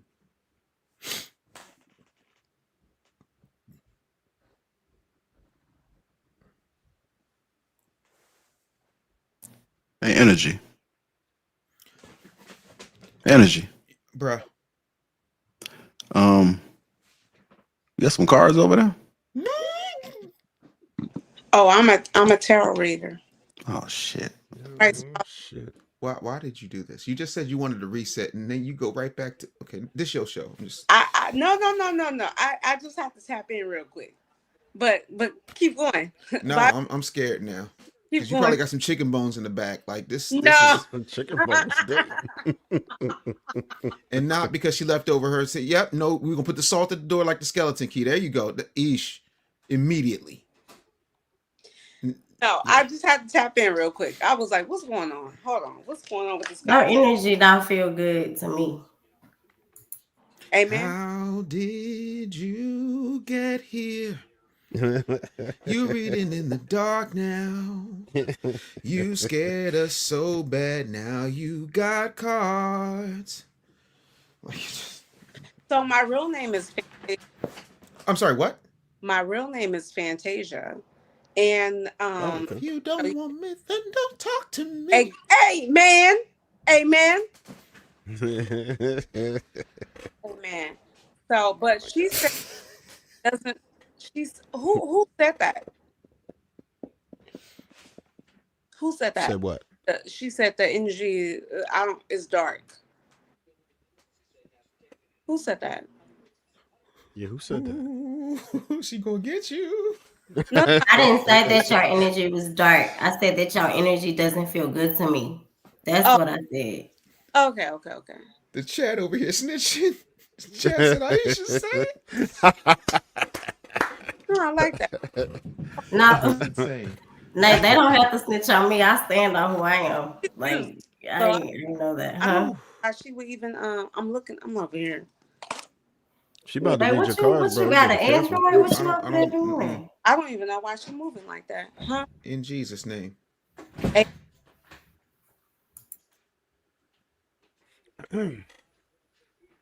So, Yeah. Well, I'd like to take this moment, if I could, to ask everybody, if you have not gotten yourself a copy, please go to therealblackagenda.com and grab yourself a copy. It's not psychic, but it can help you get to where you need to be. It is a guide. What's the name of the book again? The Real Black Agenda. Black Agenda. The Real Okay. Black Agenda. The Real Black Agenda. Okay. Drop the link in the Yeah. in the chat. Gotcha. Drop it in the back chat. I don't know, man. That's a little bit too much for me. But Yes, indeed. with it, I don't even know. I actually got the link. That was too much DEI, JR. Just That's Yeah. Yeah, I was like, what the fuck is going on? it was as if she was stirring a pot and it didn't make no sense. The words was not. Now it's your fault, Yeah. JL. Now we all got a This curse is on us. And I rebuke that in the name of Jesus. listen, the last time somebody did that, listen. No. Yeah, I was feeling the same thing too. I actually thought it was Marcus. I thought it was the one you. I just Marcus, thought did maybe you bring that girl on? Nah, that was you. No, might, I never met that young woman a day of my life. I mean, I think with all the contacts, I said I still want to know what we didn't nail.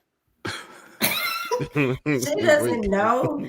She was over there cooking up some voodoo on y'all. In Jesus' name. Listen. She was just stalling. Listen. I That's don't know somebody where you she was that's going. somebody you kicked off a couple weeks ago, probably, and somebody we ran up out of here, and she coming back for vengeance. I don't know. I don't know where she is, but I heard she can't come through here. She not coming through this screen. I had my salt on hand because I feel her spirit.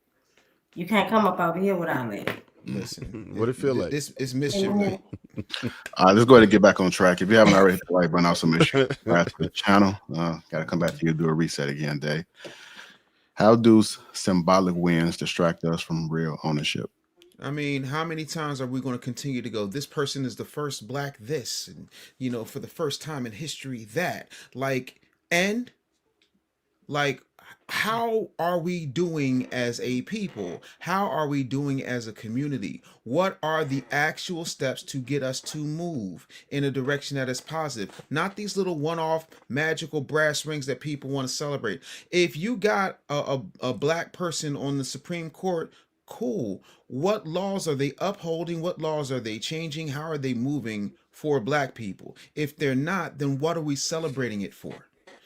Symbolism is the drug that we're taking in order to feel good about the mediocrity in our situation when everything on us is supposed to be greatness.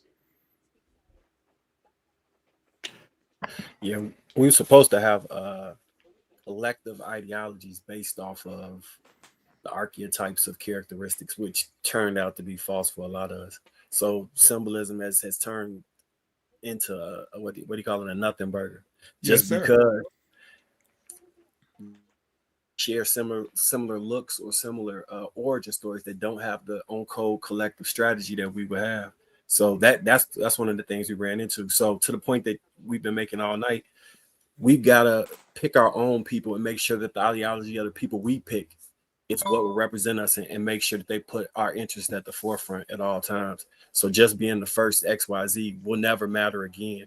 I think Obama might be the last of that people who could skirt in on just being like appearing black enough or what that. I think that's done. Now it's getting checked every which way. Ideology, tangible. Where your people from? And white. Where your people from?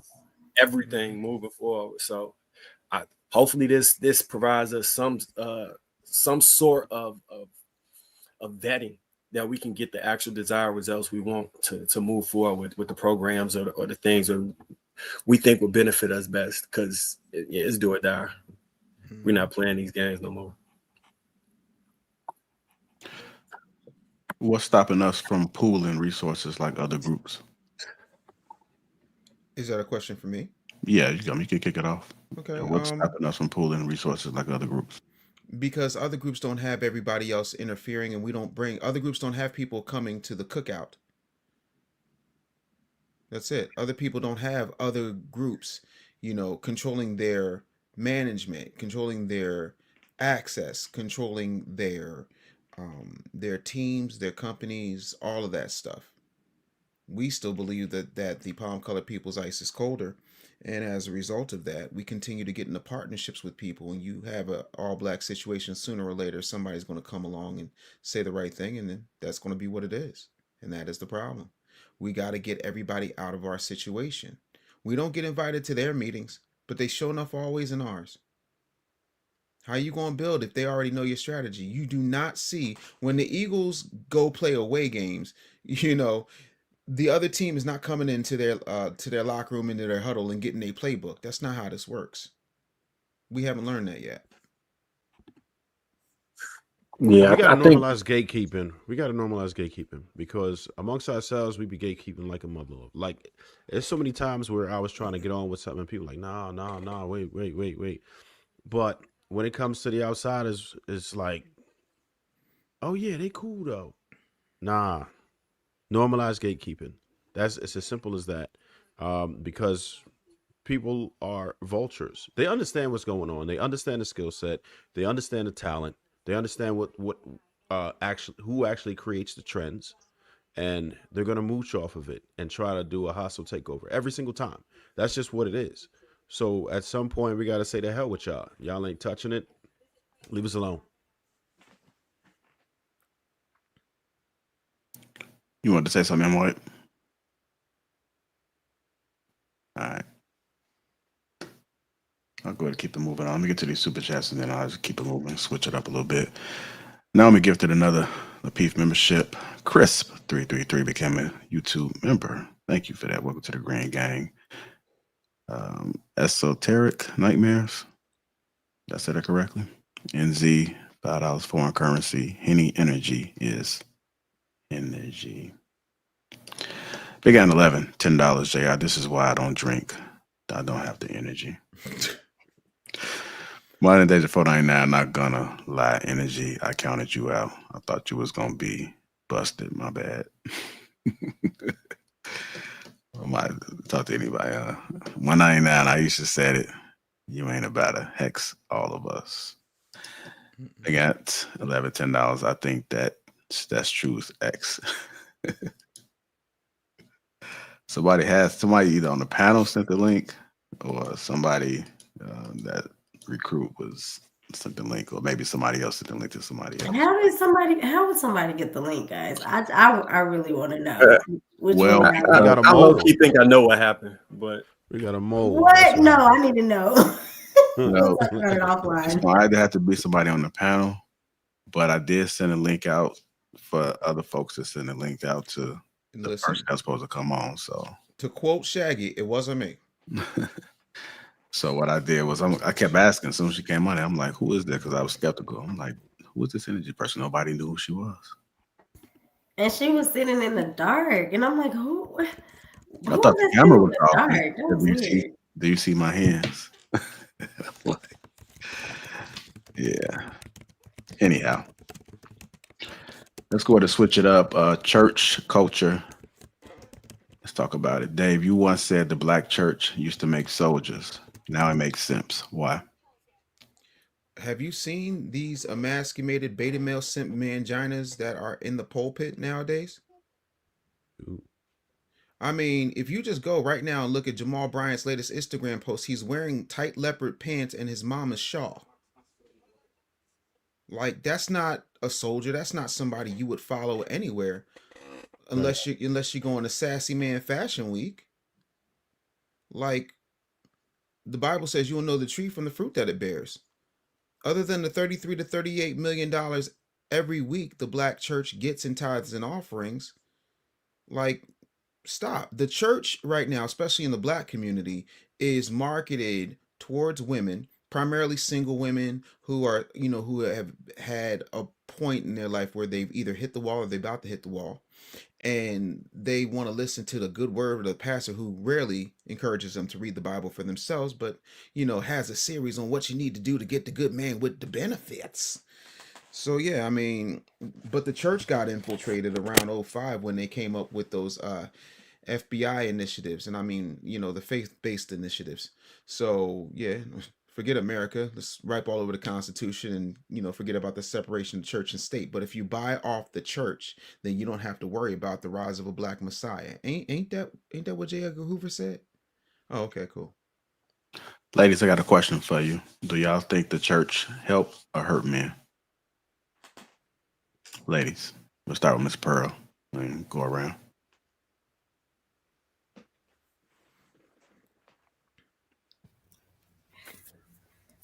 I think the church hurt men. I think the Bible can help men. I think the church itself is not beneficial. I think it's more seductive and one-sided depending on which church you go to, who's the pastor, his level of influence, etc. It's more like to me, correct me if I'm wrong, but again, it's just my opinion, so I could definitely be wrong. When I look out to a lot of churches, particularly Black churches, it just seemed like a fashion show. It just seemed like everybody come in either to look for some superficial answers that they're not going to get, to put themselves on display, to be seen. Some people actually go for the word. I'm not speaking about them. I know we're looking for substance, but I don't think we're going to get it from the church itself. I think it's the Bible, and if it's not the actual Bible, it's just we need some spiritual direction. And I think once our men understand that, they can be better leaders for us, women and children. But I don't think they're necessarily going to get that from a church. Just me. All right, Concrete, it's on you. You think the church help or hurt men?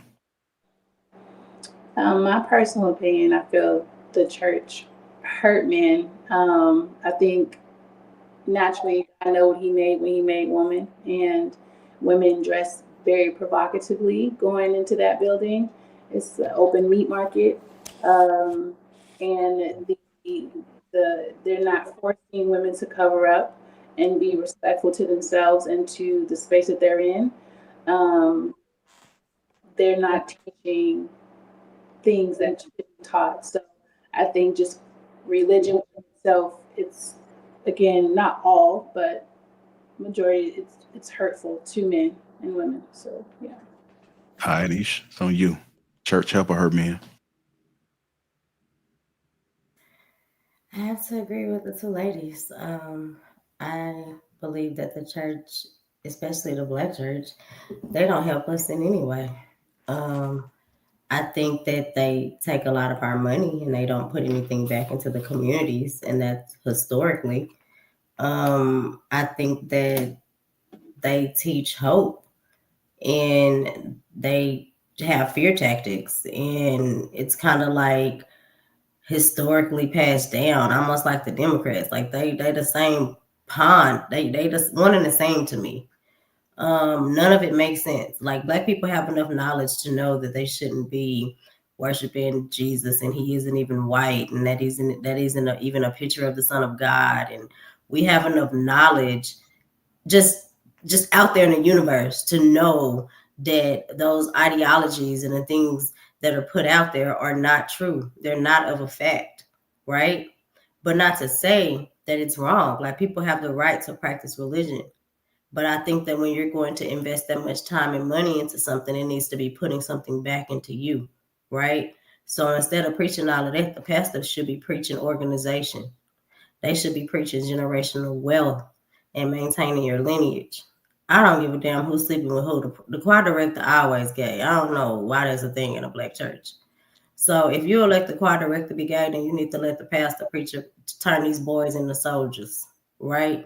Teach them how to actually protect their family, how to get armed, how to provide. They don't do any of that. They sit on a pulpit and just recite these scriptures over and over and just make people feel good. That's weird to me.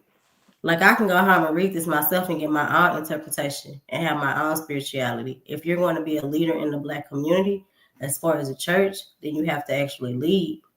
And I feel like that's why the churches aren't really doing good. Like they pretty much empty because people are like, I'm not finna go to church just to be cute. Because the Christians put themselves on a pedestal. They up here, we down here for some reason.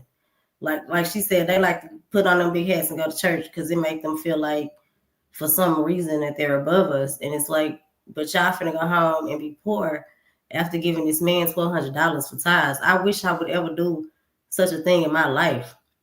You should be teaching her how to open up a savings account or giving that to the kids or investing that in some type of college foundation.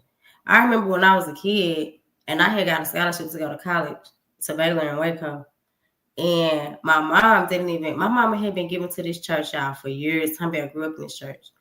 But before I went, like the first semester, they needed some type of fees that wasn't even that much because my scholarship hadn't kicked in. Do you know that the church would not give my mama this money?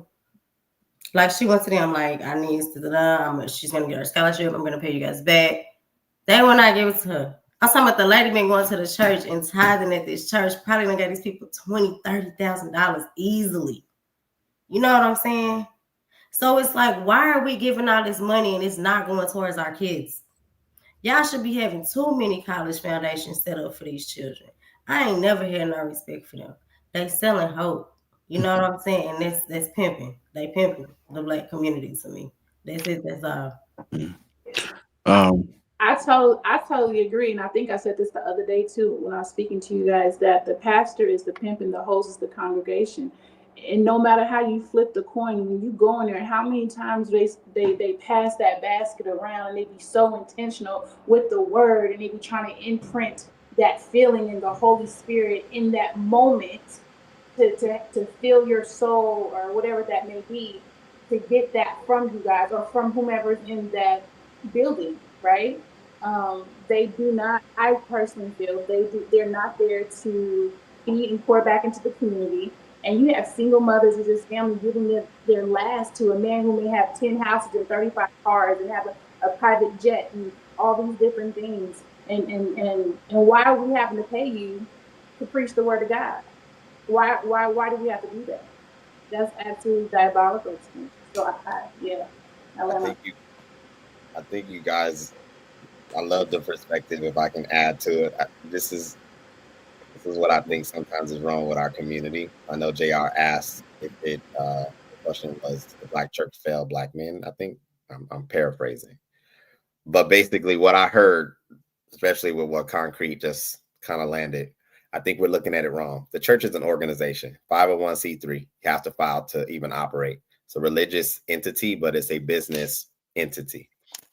If we're going to be giving money to the church, I don't think the problem is so much the preaching. I think the problem is we don't understand that we should be demanding tangibles, like Dave was saying earlier. The church functions inside of each city like an organization.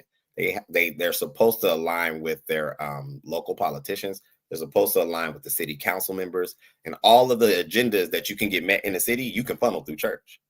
But the black community, I don't believe, sees church like that. And I think that's, again, it's the mindset, the lack of training to understand even that fact. Churches funnel money through the organization. They get things, they're a business. It's not so much the religious part. It's not all that. They're a business. So I think that also aids to why we don't do as well in certain aspects, because the pastors that are really moving in cities, it's not tithes and offerings that gets the money moving. They have contracts with major players in every city across America and our land. Yeah, I just looked up. So from hold on, Mike. Give me 1 second. I'll shoot your message. Dave, real quickly.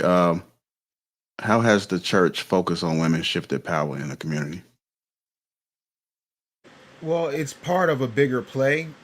I think we understood that once they stopped getting the usage or the money out of the civil rights hustle, then the next step was to come in with the feminism hustle and then tie that into the church hustle. So if you know, say, okay, we killed your leaders, we've gotten rid of the factories. Now we can't. You can't have no man in the house. And now you got to go out here because God's going to take you, and God's going to be your man. God is your new drug. God is your new everything. And don't get me wrong. As a man of God, I believe God should be your everything. But when you weaponize God, as a lot of people do, this is what tends to happen. And when everything has been set up to separate the black woman from the black man in the sense of the nuclear family, because prior to 1974, we had the most skills, we were the most married, we were the most unified, we had the lowest rate of teenage pregnancy. Now it's literally the exact opposite 50 years later. Period, point blank. And the church was a big part of that, because the message you give to the congregation, that's the message that gets disseminated. You can't even just taking black people off the table for a minute. When it comes to women, you can't think of a product that is not marketed towards women. Even men's products are marketed either for women or by women in order to convince the man that they need it. So the power of how a woman moves in her community has been leveraged against our own community. That's it. Yeah, I just looked it up. It said from 1960 to 2009, it was $450 billion donated to the Black church. That's a crazy number considering we didn't use that to form actual organizations to buy just one specific business interest. It could have been they were funding all the grocery stores within each community, and the network was just buy through these churches, reinvest the money, and then use that to fund real estate ventures or whatever. They had a prospectus or some form of investment scheme architecture on the back of those little pamphlets they hand out, so you could actually see where the money was going and what was coming in. So you could see that it was collective unity and it was a collective bargaining occurring. But instead, it's just up in the air. It's what happened to that money besides them sending it to the bank and the bank loaning it to us with a higher interest rate and putting us in a deeper hole with our own money, using faith to pimp us out of different positions. And out of each, I seen somewhere a man was saying, I want $3,500. The lady had 2,500, and he was telling her, you got to go back because this line is only for 3,500. Where's the other 1,000 at? Like, the entitlement to feel like you owe these things is crazy. Like, we're in a position now where it's so much income to be made from the churches that they're not preaching words of family or whatever. They're preaching to the highest demographic of payment. So I think Cash used to say this back in the day. The churches start preaching prosperity pimping, and then all of the husbands were sitting there getting a different message from their wives, and the wives then separated the families because they believed that they were owed more, that they were supposed to be in a different financial position, and start in some way or another viewing the pastor as they man and comparing they man to the pastor.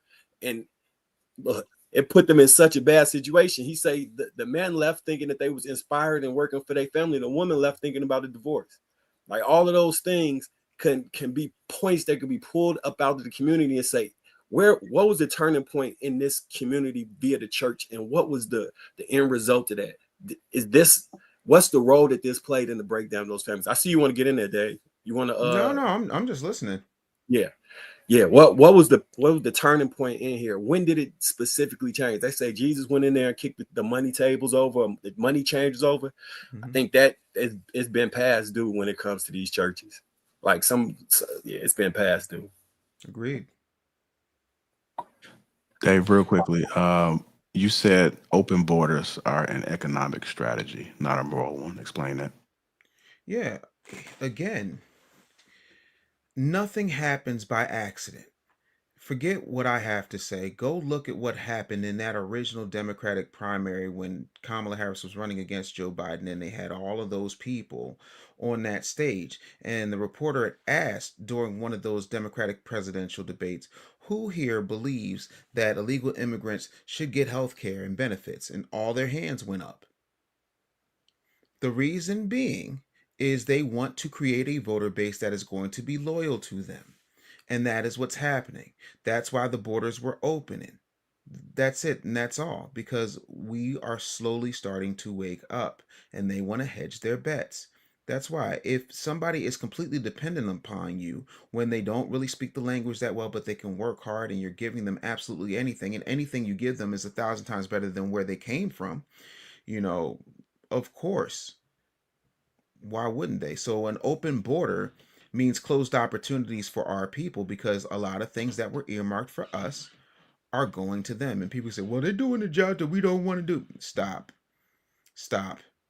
Any way you slice it, they're getting housing, they're getting things that we have been entitled to, and they are getting rights that we don't get. How are you getting free healthcare? You ain't paid a dime in taxes. Nah. I'm good on that. Close them damn borders. Every other country has borders. A wall is not a big deal. And hell, the former president said that he authorized 300 miles of wall. So, and I break all this stuff down in the Real Black Agenda. It's a situation where we got to start looking logically at what's happening and why they're doing these things and how those things adversely impact us. You had homeless people in New York City sleeping in the cold, dying, but they were opening up empty hotels in Midtown Manhattan and putting illegals in there. Nah, we good. Close them borders. Get them out of here. I said what I said.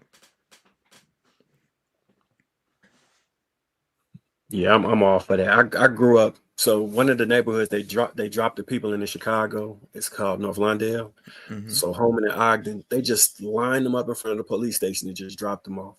Now they were sitting in front of that police station, homeless in sleeping bags, right? But if you go over one block to 16th Street, it's plenty of black people that's been homeless for the last 20, 30 years. Since I was a little kid, I've been seeing them sleeping outside. But within a month, they got them housing and they took care of them, got them link cards, did all of these above and beyond things, and just ignored my people. That was, I think, one of the main moments for me that just turned everything. Because prior to that, I probably had been a Democratic voter. I'm like, something got to give, though, bro. This right here just ain't it. And I'm looking at the stark contrast. I think like the amount of link that was going out was circulating around this time. I said, I can't believe this. They really playing in our face. Yeah. Like they convince us to delete our kids, talking about, this ain't the ideal place to raise children and all this other stuff, but convince everybody else to bring their kids to the community and gentrify us. They removed the rental assistance for the people, for my people during COVID. And then they ran out the money, but somehow found that same rental assistance to put all these people in these different so-called vacant or abandoned buildings. Mm-hmm. No, they really been playing with us. I think 20 to 30% of us understand what's been happening, but I think more and more are waking up. And when we get to like 60, I think we're gonna reach a critical mass where we can see some real change, because we're gonna demand it, or you get nothing. I don't know how the Democrats come back from this. I honestly don't. Dave, if you could wake up every black man with one truth tonight, what would it be? If I could wake up every black man to one truth, what would it be? Yeah, tonight, what would it be? You're capable. Period, point blank. There is nothing stopping you. Period, point blank. To me, that does not mean that it's not harder. It does not mean that you might have to, take the stairs while you see other people taking the escalator or the elevator, but it's possible. I'm sitting here as a person with my 22nd consecutive bestseller, but I have dyslexia, dyscalculia, and a speech impediment, and I speak all over. It's possible for you to do whatever it is that you want to do. And my whole thing is, you have to lead. And we've got to get back to prioritizing our priorities over our feelings. How we feel about what's happening has nothing to do with what we have to do, regardless of whatever else happens. I tell my family all the time, if you're entitled to your own mental health, and I think your mental health is important, but if you are having a bad day, nothing changes about your situation. If I lose my shit, everything changes about everybody's situation. And that's how we have to move. We have to move as if we're taking the burden of our families, our communities, our societies on our shoulders. And it's not fair, but it's where we need to be. We need to start asserting ourselves in a way that's positive and in a way that is impactful for our communities, because we can't wait for everybody else to do it. And it's not enough to blame black women for every ill in our society. We got to look at what society has done to our black women and what has been permeated through our community. And we got to step up and make sure that we are the best versions of ourselves. So get therapy, go to the gym, eat right, drink water, and go out here and demand your place in your high place. That's it. That's all.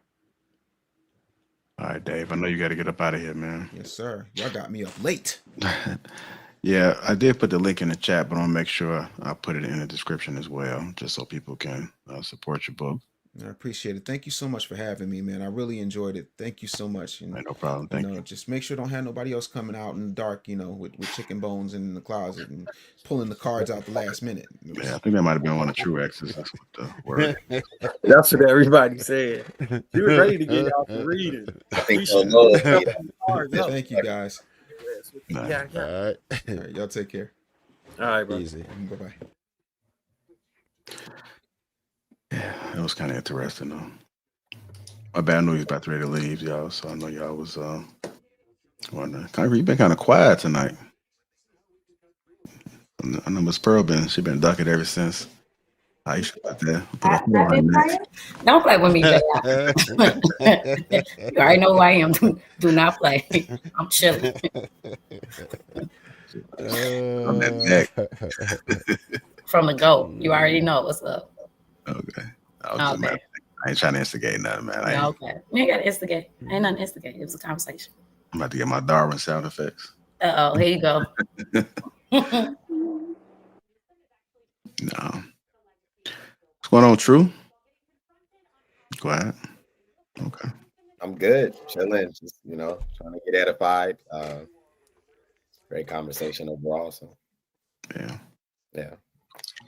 I do want to clarify earlier. I think some of the people in the chat may have thought we was speaking against the religion of Christianity or against your belief in God, and that's not what that conversation was. It was about holding the people that are in position to affect change, that are pulling the strings, and make sure that they're doing things to positively affect the community. We're not nobody trying to knock the religion at all. Yeah, because I want to touch on that too. I'm close to some people who are in very good churches, right? That pour money back into the community, don't realize it as a hustle, and are helping people, taking people who are off the street, giving them free counseling, people who are on drugs, people who are bad women, and are doing the community a service, building schools. So I've seen a lot of good come out of the church when it's done right. And it would have been great if we had more people doing that. It's unfortunate, but I've seen people take advantage of it, particularly in the South, like the mass churches and stuff like that, where they're verifying your income for tithe and stuff like that, and just making it more entertainment than anything. That's never what it was supposed to be, and I think that's what the detriment to the men was. Like, people just like, what the hell, right? This ain't it. I'm not getting a word. I'm like, this isn't even inspirational anymore, and it really gutted the men out of the church. It is what it is. So it's about holding people accountable too. Nobody really holds those people accountable, and some of the bishops aren't doing a good job with vetting the people who they putting in the pulpits, right? So it starts with the leadership. People that they don't have enough oversight, I don't believe, or the oversight isn't governed by the community, right? We don't really have a say as to what goes on in those churches, and we don't. The only way to fix that is to protest it. So the men kind of just hauled ass, and they now just pander to women and give them false hope and the things that aren't realistic. And I think that's a major issue. Yeah, I appreciate you bringing it back around. I wasn't offended. Didn't want to come across that way. I was trying to aid to the fact that the church is no different than an IBM or a Google in the sense of its function. And a lot of times when I listen to our community, there's very little you can do as the janitor at Google comparable to being on the board at Google. The church is an entity. A lot of times what people who attend church do is they give $5 and then be like, well, I've been giving $5 for 2 years, move mountains, not understanding that the church has to run lights and everything else like any other building on the block. Like just religious organization doesn't mean General Electric or Edison is like, oh yeah, you guys don't know. That's not how it works. So if you have an ability or abilities or small subsets of people who have skills, that will be where you want to be applicable at, because it functions on the same trajectory as an organization. It's 501c3. So you have, does that make sense? Like it's an LLC corp. Well, true. I wanted you to know it wasn't even that was what my response was going to be off rip. Even if you said nothing, my response probably would have been identical. It wasn't any response anyway. It was just more of a response to the question. That's just my understanding of it, and I know how most people feel about it, right? I know the general sentiment about what the black church is and everything. It's hard to say because I've seen a lot. I've been through plenty of denominations and all, but it's hard to scale and see like how many people are doing well and how many people aren't. You know what I'm saying? All I know is I've been turned off by a lot of the masses and the commercialism of it. All of those I kind of stayed away from. So that was never my experience. But I see there's far too many. No matter how many there actually is, it's way too many, right? And they're the most polarizing, and they're the ones that you see on social media, and it's really tarnishing the name and discouraging people. I could see why people say, well, nah, I ain't messing with that. And then you know what I'm saying. Then you got these other guys. I don't see it in America as much, but I see it overseas sometimes where you got these people faking like they bringing people from the dead. You see them faking like they healed somebody or got rid of a sickness on the fly. I'm like, come on, bro, what we doing? Why are y'all doing? At that point, you really playing. Those type of people shouldn't exist. Those like, and you see some of the same cats doing it over and over and over. And I'm like, why are they allowing people to do this? Go ahead. I'm sorry. No, I was gonna say, you remember Y2K when people gave it like sold all their stuff and like I think we had a church on Jackson. Yeah, they thought it was gonna be over, and then nothing. They sold all their stuff and gave it to the church. Like, bro. Yeah. And nothing happened. Nothing happened. Nothing. When I say nothing happened, nothing happened. Nothing. I was waiting for that. I was 1999. I was preparing for it. I was like learning code and shit. Like, oh wait, let me see. They say they're gonna have to fix all these computers. Man, nothing happened. I guess the sentiment for me is always that with what Dave said, what Trev said, what I believe we're all saying, and Aisha, you know, her catchphrase of "we need to get on code."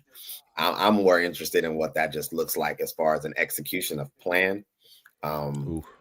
That's it's a collective thing, but simply put, it seems to be difficult to do, especially in our community, just doing business together. I mean, we're talking small scale stuff. Like folks is such in places of detriment that they can't afford, literally and figuratively, for things not to go right. And I think even the education behind that when you are trying to succeed, you are going to fail a lot. That's a part of the journey. But to be fortified to know how that looks, and then also to be able to do it with support, I would love to see that be executed. I've done it on my own scale and attempted, and what I find challenging is that there's the mental disconnect. There's just this hedge on this has to work. It will. Keep going, keep trying, but that's an individual thought process, and I'm fortified in my own way. And I don't meet too many people like that amongst our community, unfortunately. What's going on, man? What up, y'all? Yeah. You came off the bench, man. What's up, man? I'm a 6 man. Yeah, I'm 6 man of the year. Nah. How you think about the conversation? You agree with what he was saying? Disagree with what people were saying on the panel? I already know what he's gonna say. You gonna mute just so you know. He gonna say, I didn't catch up with the new stuff in the last like 5 minutes. I haven't been watching, but I watched everything, throughout, so far. Well, most of the stuff I think I've been here for. I'm not really one for like all for the Black Kumbaya stuff personally, so I try not to get into it. I don't think it's realistic. Black people think so differently. We, there's people on this panel who like will vehemently disagree with the way that we should go and what we should be doing. And when we kind of try to, we put ourselves in this box like, yeah, bro, we got to all do this, we got to all do that. And we don't even have, to me, in my personal opinion, we don't have a culture outside of like entertainment and, dance. Like we can collectively, we like the same music and, these type of, we have a culture there. But when it comes to like character and, morals, I think we all kind of sit somewhere differently for the most part. So once we actually get that, then I think, we can make something shake. But until then, it's like when y'all seen them black people who bought that community, like, you know, like they kind of bought like some land or something like that. I'd be like, what are y'all doing? Like, what do you think is going to happen? Y'all going to go here? Y'all don't know each other. Y'all going to get naked and y'all just going to walk around and be happy. And the like, what y'all think going to happen? Like, no, you need a police force, and you're going to have a rude awakening when you find out that all black cops ain't good cops. Like, you going, you know, the worst cops I ever met been black in my life. Every time. Wow. They the ones who they think they know you. You know how like you go on the streets and like he not gonna shoot a white boy. He gonna fuck with you. He ain't gonna fuck with the white people. It's the same thing with the cops. He gonna see you. You gonna look familiar to him. He gonna be like, this what happened to me. I got pulled over. He said, I know you got a gun in this car. You wouldn't talk to a white boy like that. I know you got a gun in this car. Damn. I'm gonna find it too. Like, cause he think he know me because he see my braids or whatever. He think he know me. So yeah, I think you more got profiled for real. I don't think that's the general experience. To me, Did he finally that's go? not my experience. I don't. If in Philly, that's how they move. That's how the cops move. The black ones, like he pull you over, take your key out, get out. They ain't asking for your license registration. I ain't really had that experience. In Philly. Not no more though. I'm legit now, but not no more. But how long ago was this you talking about? Wait, why you say legit now? Was you dirty when he pulled you up? Yeah. My license was fucked up. So he was right. Like they profile you. Like they profile you. They look at you. They like, yeah. They saw you had a suspended license and realized you weren't responsible. So he said there's probably some other shit wrong with homeboy. No. They didn't see none of that yet. They just profiled me. They like, have yo, a license plate. Yeah, I had a license plate. Yeah, everything was good besides my license. He had to run it. No, like was the car in your name? Huh? Yeah, the car was in my name. Was the car? You know they could realize that your shit is suspended. It's not a state right? trooper. It was a Philly cop. It's not a state trooper. Like they can't see that. They got access to that shit. No, they don't see that. I'm telling you, I know. It depends if they were following you. They can make a call or dispatch right away. I know a couple. I've been pulled over so many times. You give them your license, they bring it back, and they like, you know, your license suspended, right? They don't see that before they pull you over. That ain't even how that should go, bro. Oh, I don't know about y'all technology and where, you know, and where you from, but the technology in Philly is behind. It's not well, at least, you know. I know cops in Philly. True. I'm just, you know, ain't nobody ever knew my license was suspended until they ran it, and they like, damn, you know, your license suspended, right? Sometimes they let you go. They be like, yo, just, you know, go ahead. No, yeah, they're not always fucked up because I got pulled over. I made like a weird ass left one time. And it was like, oh, they was like, you can't do that. And then they was like, I was like, yeah, you right. And it was like, all right, yeah, you just can't do that. And I just went about my way and shit. They wasn't like on my top or nothing. I mean, I haven't had a lot of runners. Like, I know they definitely don't follow me or none of that shit when I'm in Philly. That normally don't happen. But, you know, you got assholes no matter what. And then you got some others. But I'm going to just tell you what. I always keep you know, I know they definitely discriminate if you got like hats on sometimes. If you got long hair, that definitely does not help you at all. But other than that, I mean, shit, your experience, it shouldn't be bad. Not in Philly, because they got real shit to worry about. You know what I mean? Like real shit. They like you see what the homie rate is in Philly. They the champions, yo. They like. Yeah, it's a lot going on, man, in Philly. So they usually be chill. At least my experience, I say that. And I used to go up there every single day after work for like 4 years. No, the cops are chill if you legit and like I would never be, you know, like right now, I would never have any issue. Like if I got pulled over by a cop, I wouldn't even expect anything. It's gonna be like, you know, cool and all that. But if you like, if they just sense that you like on some bullshit, they gonna go for it. Like they're gonna go for it. What was different? What was different about you that they used to bother you then, but they don't bother the car you? that I was driving, I think I was in like a 97 Honda. It was beat up. Yeah. 97 Honda. It was beat up. I'm not gonna lie, what that is, bro. They like this dude is not responsible. He doesn't make good life choices. If they see you in a 97 Honda, they know you don't make good life choices. So they don't think like, yo, something wrong with bro. That's no real shit. This is just like the mind frame of these cats. Like when they see you in certain cars, you already know what's bumpable. I could pick out every single car. Oh, that dude gonna get bumped. You're gonna get bumped. Like that shit, you could tell just by the whip. If it ain't even gotta be nothing new. It ain't gotta be fly. It just gotta be like it look like you probably take care of your responsibilities. No, Once that's you what I'm do saying. that, they're like, okay. Like you, I was Well, yeah, because yeah. You know what? It was crazy because like I was driving down I was on Diamond Street. I was driving down Diamond Street, and the cops was on the other. Like we was going opposite ways, and I always look in my mirror. I got like PTSD, so I'm just going. The cops ride by, they bust a U-turn on like we going. Oh like, shit! God damn!